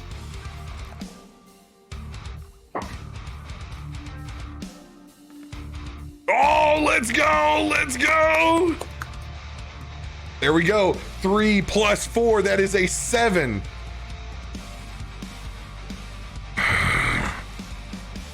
As you can see, the sheer anger in his eyes as that good boy sits. Good dog.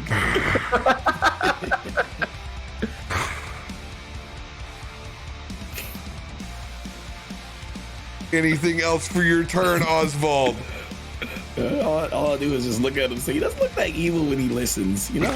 Maybe he's misunderstood. Maybe he's misunderstood. He just sits there looking at the dog like, oh, it's a cute beast thing.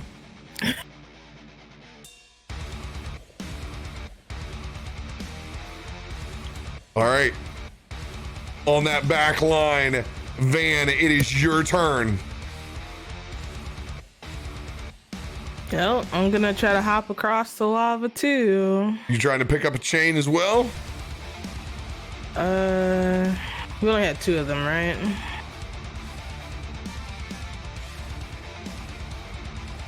Yeah, I'll try to pick one up. All right. Which way you going, left or right with that chain? Left. All right, athletics check. DC 18 with that chain. Dope.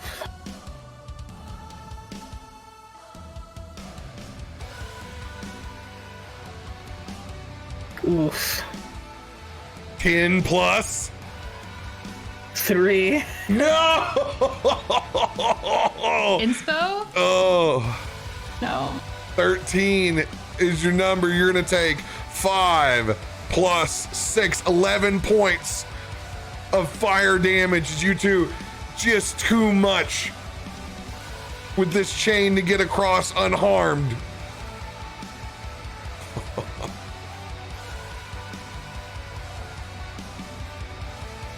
If you guys ever needed a missed turn from Fenrir, this is definitely it. Yeah, seriously. Clearly. Definitely. That's a long way over there.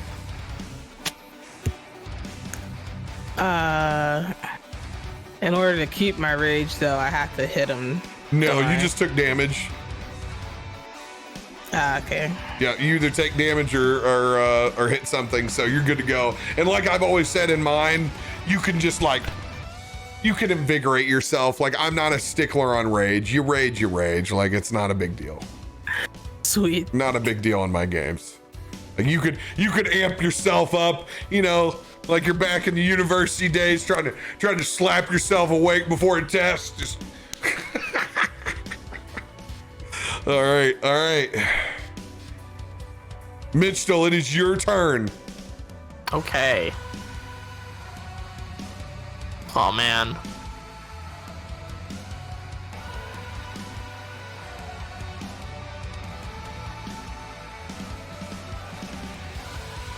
So I've got +8 for athletics.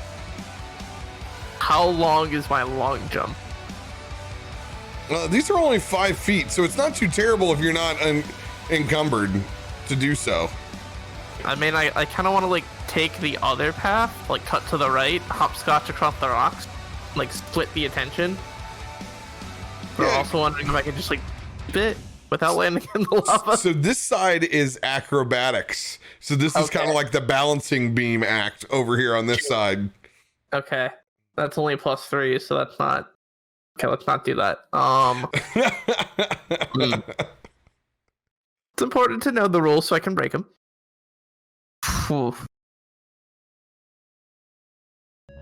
I gotta get up close and personal regardless, so like...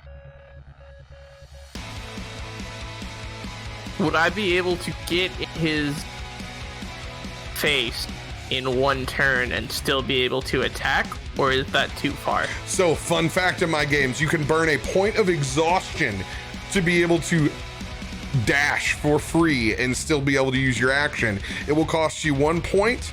All that does is give you disadvantage on ability checks. For one roll or for all rolls? For all rolls. Okay. But you'll already be across the lava. Your ability check will already be in. Yeah, let's do it. Before it kicks in. All right. Which pathway you taking? Like I'm gonna cut for the shorter path and just charge up the left in the middle. What do you need me to roll, if anything? If you're going to the left, it's athletics to make that jump. All right, so D20 +8. Yep. Okay. Okay. 13. Super good. 13, you're not carrying anything, so you're going to be able to make it across. All right, excellent. Do you move me or do I move me? No, you should have control. Okay. I just went and moved you right there. Perfect. So You're gonna anywhere go on the back get- line, shortest procession, so 5, 10, 15, 20, 25. So you've moved half your movement, 5, 10, 15, 20, 25, 30. I'll let you get up on Fenrir. You can set your token anywhere on this front line.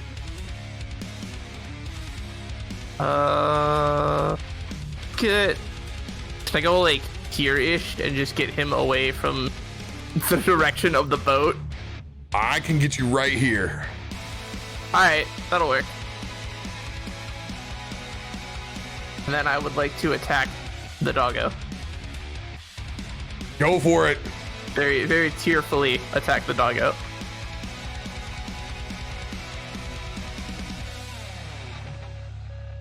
Oh, let's go. That will hit with the big boy. So that's 1d12 plus your 10. Yeah, so 16. 1d12 plus 16. Let's go. Okay. D12 plus 16. 12. 28. Oh, big swing out of the gate. Fenrir just sitting there. Just sit there and take it.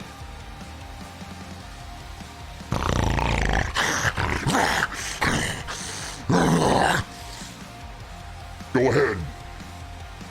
Roll that 20 again. Can I target my attack? You are not a targeting attack kind of individual with being a barbarian. You're more of how much put behind this axe. All right, cool. Pretty sure. 11. 11 plus 5. That'll be a 16. That does not currently hit. All right. You do have inspiration though. You have the 1d6 from Astrid's song on the way over here. Oh yeah, let's use that. Come on, D6. 4. So 20. 20 right? Just hits. Nice. Let's go. Let's go. All right, 1d12 plus 16 again. Oh, 19. 19 points. One more swing. Wait, I get one more swing? Yeah, you got frenzy, baby. Oh, heck yeah, let's do it. Oh. Come on, dice. Cool. Feels bad. Took it away from you. That'll be the end of your turn, Mitchell. Astrid, it is your turn. All right, Astrid is going to attempt to also jump over the lava here on the left. Everybody taking the athletics. Nobody wanting to pull the Johnny Depp and walk over here. No. I have a plus 11 to athletics. Why would I do that? Yeah. Understandable. Understandable. How did I get over here? Who moved me? Oh, I might have picked up your token by accident. I got a 27 for the athletics roll. Oh, I did. I accidentally moved you. 27. Oh, yeah. You jump with ease across. All right. Let me see here.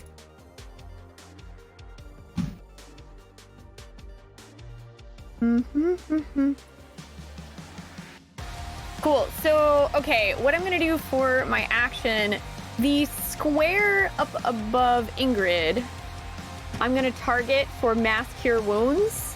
Because it goes 30-foot radius, so it should hit the whole party from there. Yes? Yeah. Let's go. All right, so Astrid pulls out her lute and she strums on it. The cycles of life may bring us death, but ere the end, these wounds shall rest. Go. Let's go.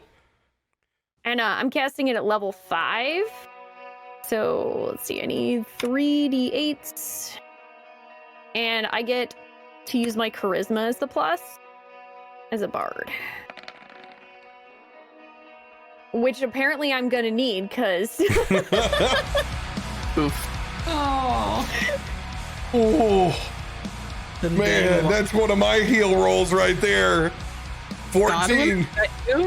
That's a Godwin roll. well, it's better than nothing. That's right. That's right. Thank you. Yeah. Spoonee, the next time that we get to play D&D, I'm gonna have like 6 or 7 different basic backing tracks for you to have just on the ready. You're like, okay, yep, that's the one we send, Robert. Yeah, I need I need this one. I need C7. That's it. Collaborative bard efforts. Hell yeah. Get it? Because I'm the champion of hell. I got it. I understood that reference. Ryan, it is your turn. What is your choice? I'm gonna cast Gash. What 'cause, you saving know, throw? I can't cast the other one. I think this is the wisdom one. I'm fairly certain Gash is the wisdom one. What determines the DC? Is it base DC at the level that it's earned as a spell and then 1 for each level following? For each slot above, it'll add to your spell save DC. So when you start with a 5th level, you can go all the way up to a 9th. So yeah, it can get the DC up, but it looks like, oh no. At higher levels, it's the time component. So this is what I'll do. Since the time component's not worth it here, I will raise the DC on it then instead. Okay. Its DC is currently a 16 whiz. It's well, excuse me, 5th level it's a 16. I would like to cast it at the 8th level. 8th level. Okay. So +3. So that's 19, right? Yep. All right. Wisdom save 19. Just nat 1 for me. Just channel Godwin like one more time. It'd be super. You are going to need it. All right, here it comes. This will be at disadvantage.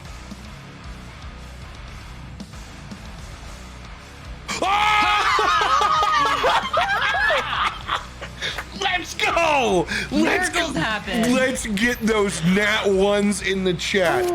Now that is a Godwin. Fenrir, is immune to being charmed. However, Aw. with that nat 1, you are going to get 1 full round of this Gesh. Go and drop. This will go up now. 1, 2, 3, 8 D10 of psychic damage. Let's go. There we go. Let's go.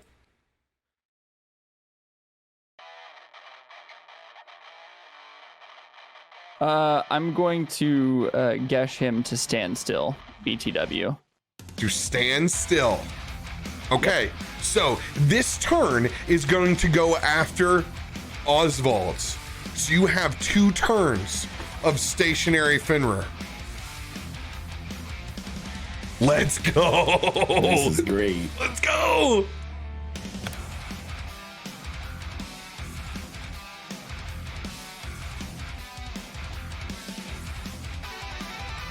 All right. Ready for you to drop that damage? Said 10d8. 10d8. Or no, I'm sorry, 10d10 psychic damage. Oh, this is when hold on, Yeah, each time it acts.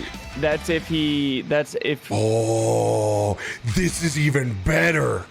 Oh, Yeah. okay, so this will last. This will unaffected an entire round, no matter what. Then after that, I'm going to make Fenrir roll each round to try to break it at the end of his turn. Cool. Oh, that's all. Dude, that's great, because you're going to make me roll to think whether to do it or not. It's literally putting the collar on the dog. Oh, I love it. You can just hear out. Actually, you don't, because it's commanded to sit there. You can only see it in his eyes. The pure rage that is in his soul right now. Currently held not by chains, but by your own magic. He is furious. Y'all best be burning that exhaustion to get them chains on that dog. Listen, he might be Boy. Oh wow, I skipped Vester. Vester's going to look back at AIDS here. Go a little bit faster repairing that boat, could you? Get out of my sight! See, kind of just stumbles away. He will be doing as he does, making an athletics, trying to get center mass to call mass cure wounds. Here's my athletics check. Oh, what am I? Oh, disadvantage too. Gross. That's a flat 10. I'm going in the drink. There's no way. Oh! I'm gonna take 1 foot. I'm not gonna completely make it across there because it was a DC 12. I'm gonna take 12 points, or not 12. I'm gonna take 1d6, or 6 points from 1d12.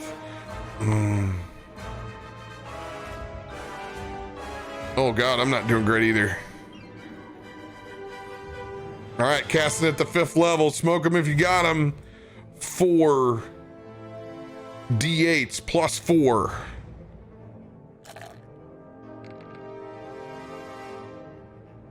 Oh God, I got a 1 in there too. 17 points of healing back to everybody.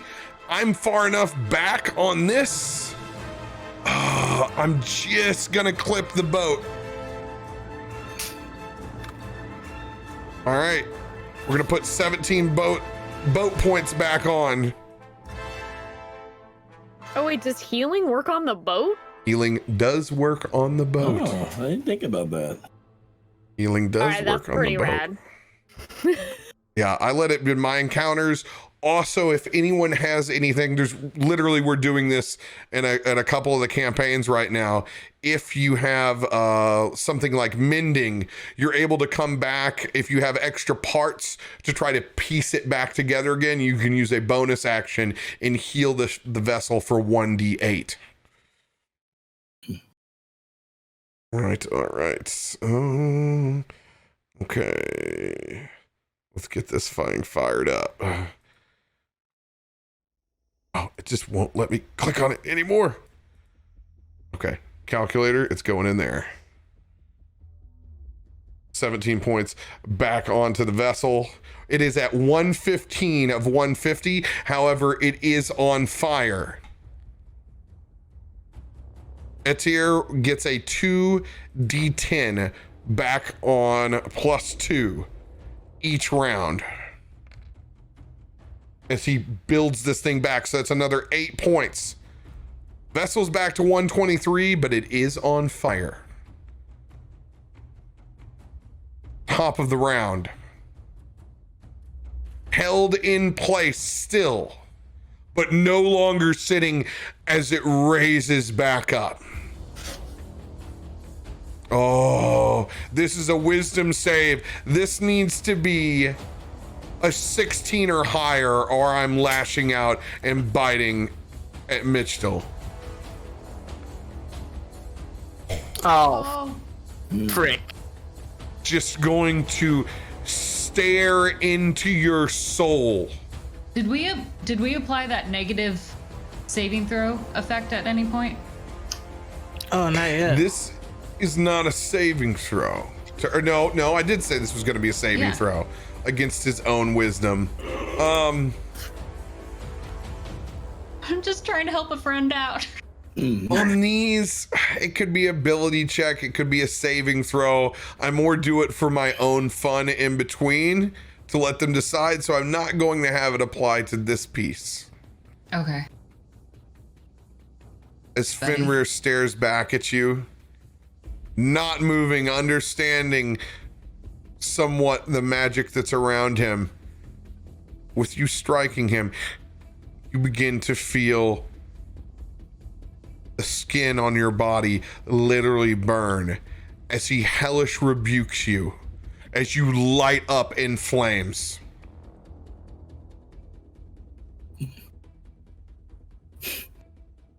Is it bad? Just thought of like Mortal Kombat toasty. Not at all. No, that's kind of perfect. You're going to take 3d10 of fire damage, Mitchell. Oh, cool. Sick. You're just so hot right now. So hot right now. Barbarians are so hot. So hot right now. So hot. That means your rolls are going to be on fire too, right? Yeah. Mm-hmm. That's what that means. 21 points of fire damage, Mitchell. Cool. That is not bad, all not things bad. considered. As a man who hellish rebukes early and often. You get that built in. What yours is at like 5th level when you drop it, so it's just incineration. Just double checking. Did Vestar heal us at all? Yes, you did get points back from Vestar. Scrolling up, 17. Yeah. Okay. How much health do you have left? Still not great. All right. 33 of 85. Okay. Looking at the time, guys, this will be the last round as we work through it. Ingrid, it is your turn. She's gonna pop out from the wall. Ah, I was here the whole time. Might as well. I will give you advantage on your first attack. Yes, let's take it. Oh, we need it. What are we gonna do is the next question. The name of the game. Get the chains on the dog. Right? Can you teleport? Can you misty step? Do you have dimension door? It doesn't matter. Get the chains on the dog. You're special, okay? You roll to boop the snoot. Right. I'm gonna try. It would be a door hole if the dog wasn't made out of hellfire. Okay. We're going to try sickening radiance. So I can cast it. Yeah, it is a 30-foot radius sphere centered on a point of your choice within range. So that will center it on Fenrir. Let's make sure that we don't hurt our own friends. I'm gonna make it from over here. 30 feet. So from this point. So that way Mitch doll won't get any damage from this. Yeah. So let's roll. When a creature moves into this spell's area for the first time or on a turn or starts its turn there, that creature must succeed a Constitution saving throw or take 4d10 radiant damage. Now on this initial one, it needs to run a Constitution saving throw of 17.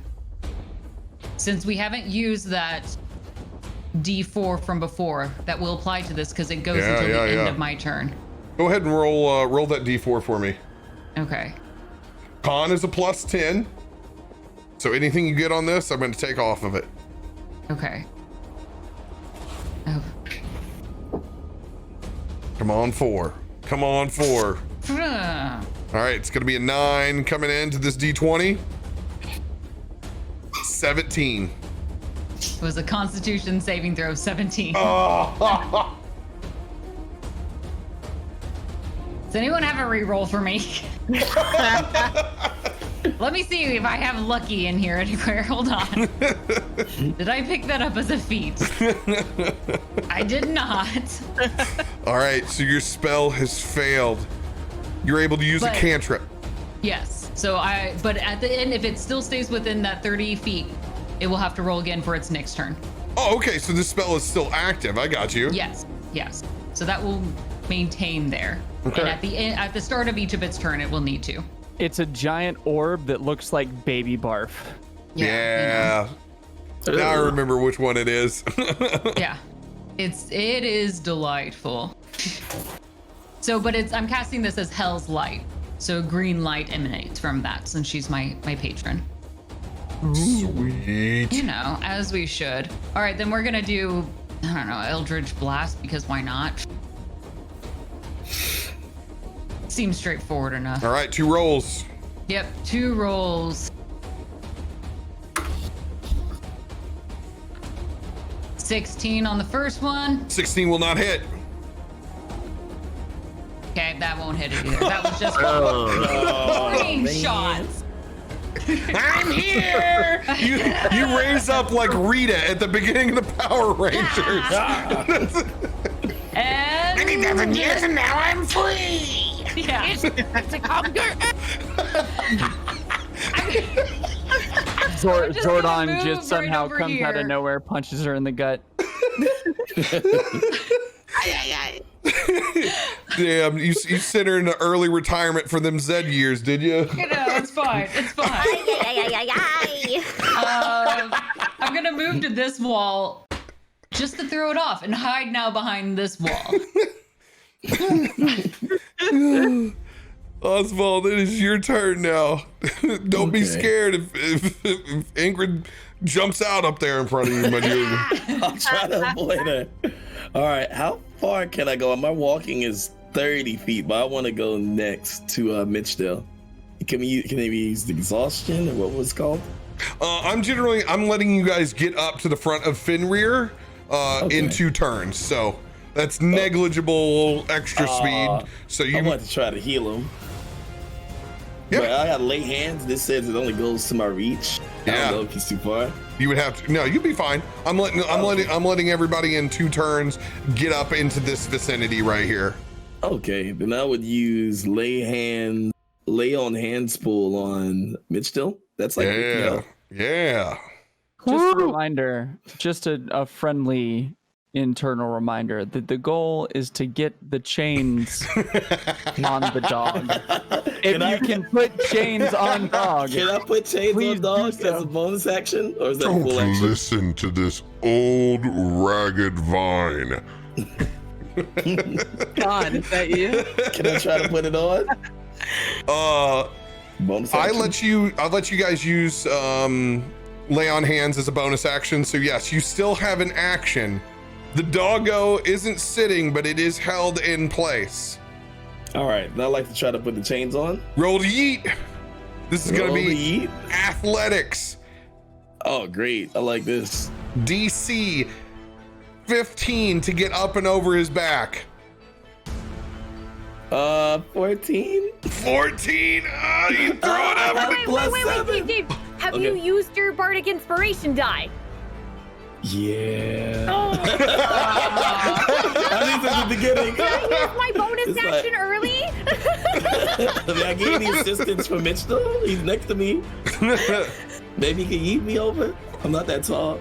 And Astrid, as you sit back watching Oswald kind of struggle getting these chains up into position, I'm going to give you a chance to try to send a quick reaction inspiration out. Okay, I'm just gonna yell out, bend your knees! Okay, for him to hear it, 50-50, odds or evens. Odds. Oh! You scream out in vain as Oswald can't hear you on the other side, struggling with the literal jangling of these chains. You throw it up once, it falls down to the side. You got one more chance to throw up and over. Another roll? Another roll. Let's This is do your it. last piece of action. We got it. Come on.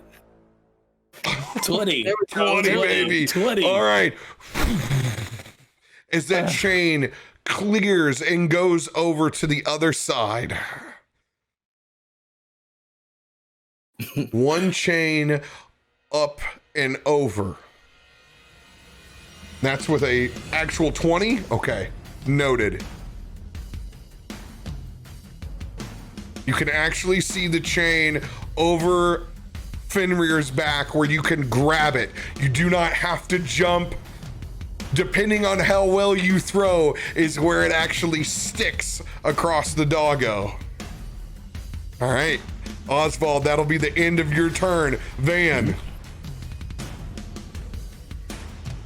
Alrighty. We can move up close enough to the dog, right? Mm-hmm. Cool, I'm gonna plant right there. And try to throw the chain on the dog. Let's go. What was it? Strength check? This is athletics. Okay.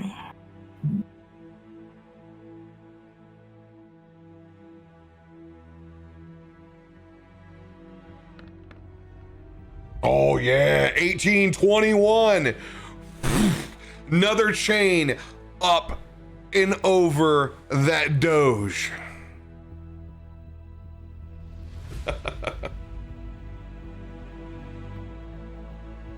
You still have one piece of action.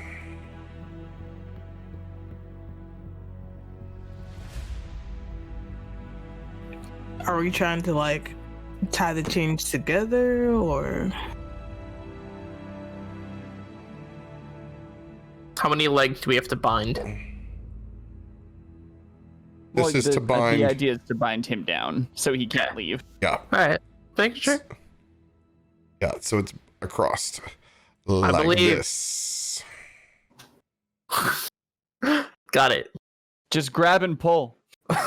Yeah, like whatever I need to do to bind the dog, like that's my next action. All right, so here's what I'll do is I'm gonna let you have a held action on this as you stay on your side of the chain. Somebody else gets on another side of the chain, they can pull with you and try to bring the dog down.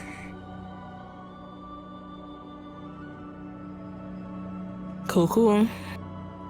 Mitch, still, it is your turn.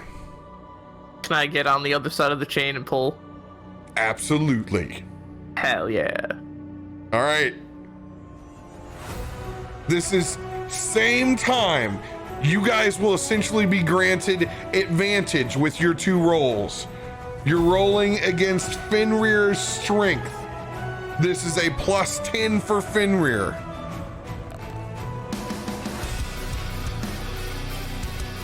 Gosh, I hope he doesn't have to move to resist that. 26 is the DC.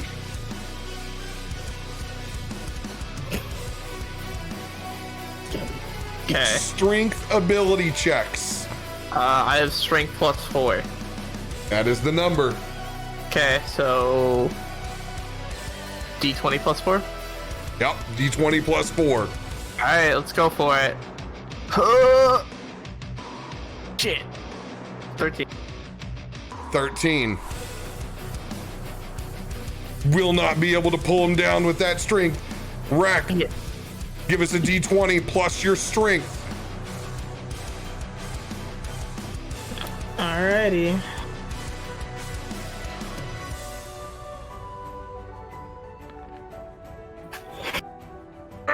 You both pull. Trying to force him down. I wouldn't try that. Wisdom He says save if he for moves. him. Not Oh. dog talks. He's definitely lashing out. Odds, he's lashing out at Van. Evens, Mitchell. Mitchell, go ahead and roll those psychic dice. The what? He's gonna go in for a bite reaction at you. He's taking damage for disobeying the Gesh. Yeah, You're rolling the damage because it's against you. you were the What bait. do I roll? No, I'll be rolling damage against you, but Okay. Ryan, you need to do the 10 Okay. 10d10. That's each time that he does it.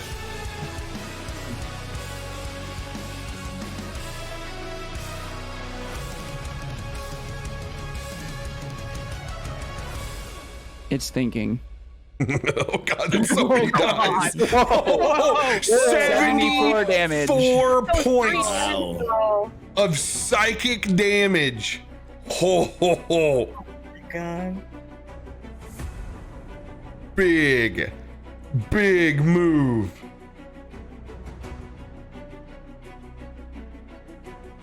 All right. That bite comes in. This is a +18 to hit, Mitchell. Oh, thank God, that 20. Oh, God. Whew. All right. That is a 26 to hit. This is going to be 8d6 force damage, and you need to make a strength saving throw. Okay, I got +8 for a strength saving throw. DC 21. Cool. So D20 +8. Yep. Okay. Come on, dice, let's go. Oh, that 20 was there. Oh no. Yeah, this isn't going too well for tonight. I used up all my 20s headbutting Thor, apparently. We'll take those ones. You're going to take 23 points of force damage. You are currently locked in the jaws of Fenrir. Great. This is fine. I have 10 health left, so. just snap him like a rubber band. It'll be fine. Headbutt the teeth. Knock him out. But the teeth. Seething, looking back at the rest of the group. Astrid, you will see us out for this All right. session. How's the boat looking? Boat's in better shape than Mitchell. He told you about Mitchell, like, but what about the boat? What about the boat? Boat's 123 or 150. Okay, I'm get just back asking without because, like, him. I'm still in range of the boat right now, so I want to know before I move. Get eaten alive. You know, the Savage. Savage. Okay. He might get This thing's eaten. gonna take us home. I'm not gonna swim. Listen, Show back up at Valhalla. It's fine. just do a spell that has a Dex DC saving throw because he's having to move to dexterously not be injured by the thing. Don't And let he'll his take them. don't let his meta persuade you. Let your inner heart out, Astrid. Towards the boat. Do what she would I'm do. gonna move It fills the boat. forward. Save the Yeah, boat. it's like, yeah, Astrid's gonna get back on the boat. Like You know, that. just He's on the boat. That'd be the best. Take your back. All right, so Astrid's gonna move forward against the wall near Ingrid. Let's see. I believe Mitchell would be in range of healing. Yep. Indeed. Help! All right. Well, cause like so I feel like I'm holding the jaws open, right? Yeah. That's where the fire comes from. So like it's bad. Yo, but is he moving though? Because if he's moving in Astrid's turn, we've got something to resolve. Okay. All right, roll that so healing. As Astrid walks up to the wall, she's still strumming her lute, and a wave of green light washes over Mitchell and begins healing the wounds that Fenrir just dealt him. Bless. I'm going to be casting Healing Word at level 4.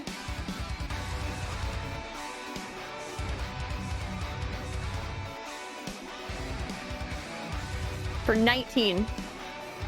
Oh. That's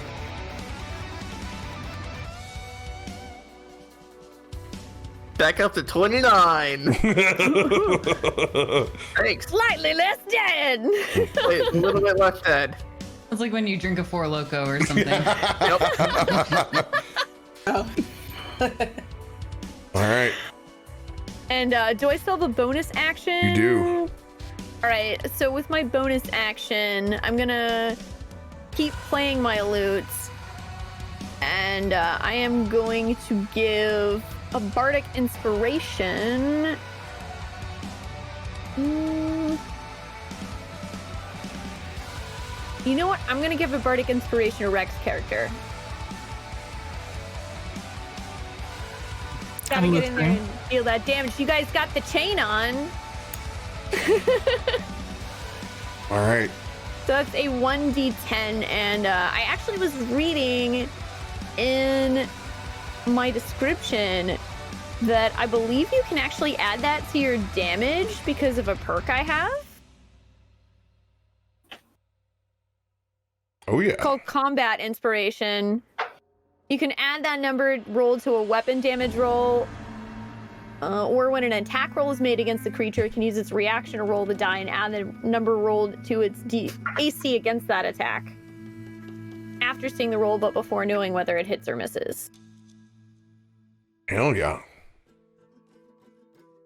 So All it's right. a very useful 1d10. Yeah. Remember, you got versatile piece there. Write that down in your notes. Ryan, I will let you see us out. I'm going to hold my turn to when we come back next week. You're going to leave them on a cliffhanger if I live or die. Got it. Damn right I am. What This do is I the wanna last do? round of Fenrir being charmed thanks to that nat 1. He can no longer be charmed the rest of this encounter, as his pure immunity will kick in.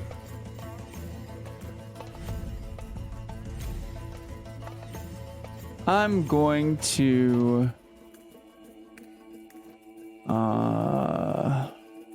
where is he at? He's right there. I'm going to set upon him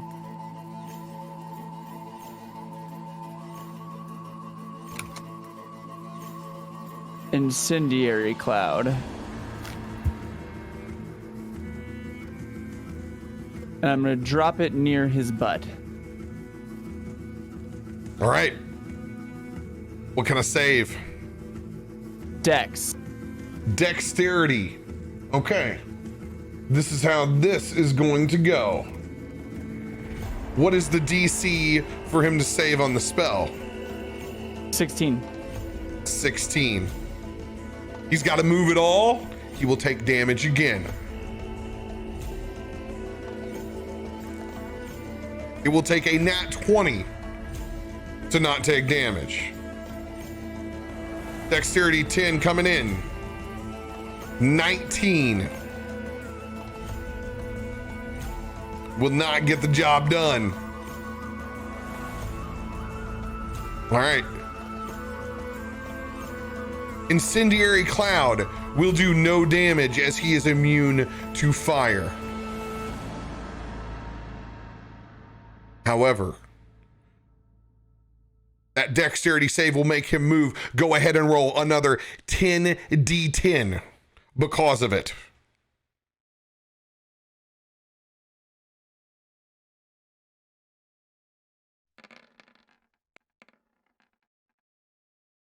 Ooh, 54. Another 54 points of damage.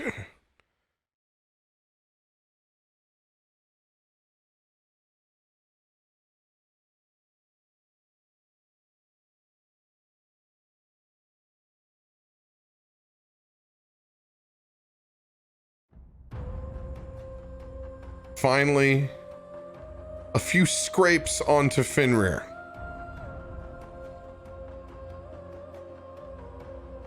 Staring back at the rest of the group, with Mitch still clutched in his jaws, racked once again by the gesh that has been imposed by Rune.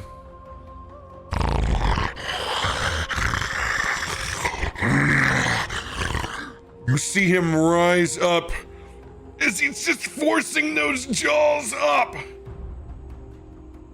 About to clamp down, where we will pick back up next week for our final installation as you guys battle Fenrir and go visit hell. Let's go. Good job, guys. Whew. Made it. You did make it. Not Everyone dead yet. lives to the final session. Indeed. I hope there will be Mitch doll fan art of me holding the thing open and just like, this is fine. I'm okay with what's happening right now. Oh, I good didn't stuff. think of this. Mitch doll, remind me to talk to you after this. I have some potentially bad news for you. Uh-oh. Oh no, the cloud! You're in the sickening radiance. Oh. I forgot about your sickening radiance. Ooh, that'll be fun. I hope you have high constitution. I believe in you, Mitch. Still. Yeah. I may So- He kill you, I'm seems sorry. very patriotic. He's I'll very have to big heal you into the from a Constitution. I think he'll be fine. I mean, you know, he's just holding open the jaws of Fenrir, blood everywhere, gas, you know, trying to knock him out. He's Disease. fine. It's fine. It'll be the first time I kill a team member, but you know, it's, I believe you glad can it's you. dispel the cloud. Protect the boat. Oh. Protect the boat. Protect the boat. I just love that on Fenrir's card it says Gargantuan Beast, Chaotic Dishonorable. Oh, cool. I was like, that's a cool, fun little addition. Well, he's good. He's been a good boy this game. Oh, He you've sat done well. down. You've done well so Relax. far. So, because I'm a D&D noob, what happens when my health reaches 0? So when you go to 0, depending on how much damage you take, you may have to roll some death saving throws right when it happens. But Okay. more than likely you'll drop to 0 And then if it gets to your turn without you being healed, you'll roll a death saving throw. Straight D20. 10s or higher are successes. You need 3 successes to stabilize yourself to 1 and get back up. More than likely, you either get healed or you get hit. If you get hit while you're unconscious, you lose 2 death saving throws. Oh, fun. Okay. If all 3 are gone, you die. And then I have to use resurrection magic to try to pull you back, your mind, body, and soul, back to the plane. So then you give me a dice challenge. Raised dead. Mitch still can just be a husk. He's a zombie.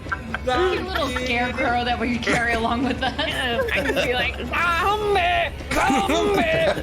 It's all dead. Our little Viking kin doll. Thank you guys. Appreciate you guys putting in the extra time to make sure that we got a good full 3-hour session in and got to a good spot. You're amazing. Thanks for everybody in the audience keeping up with us. And most importantly, thank you, Rune, too, for giving us the opportunity to get to play Viking D&D in your universe. Thank you so much. Join us again next week on time, baby. 6 p.m. EST for the final installation. We'll see you guys there. Be good to each other. We'll see you guys next week. Bye. Bye. See ya.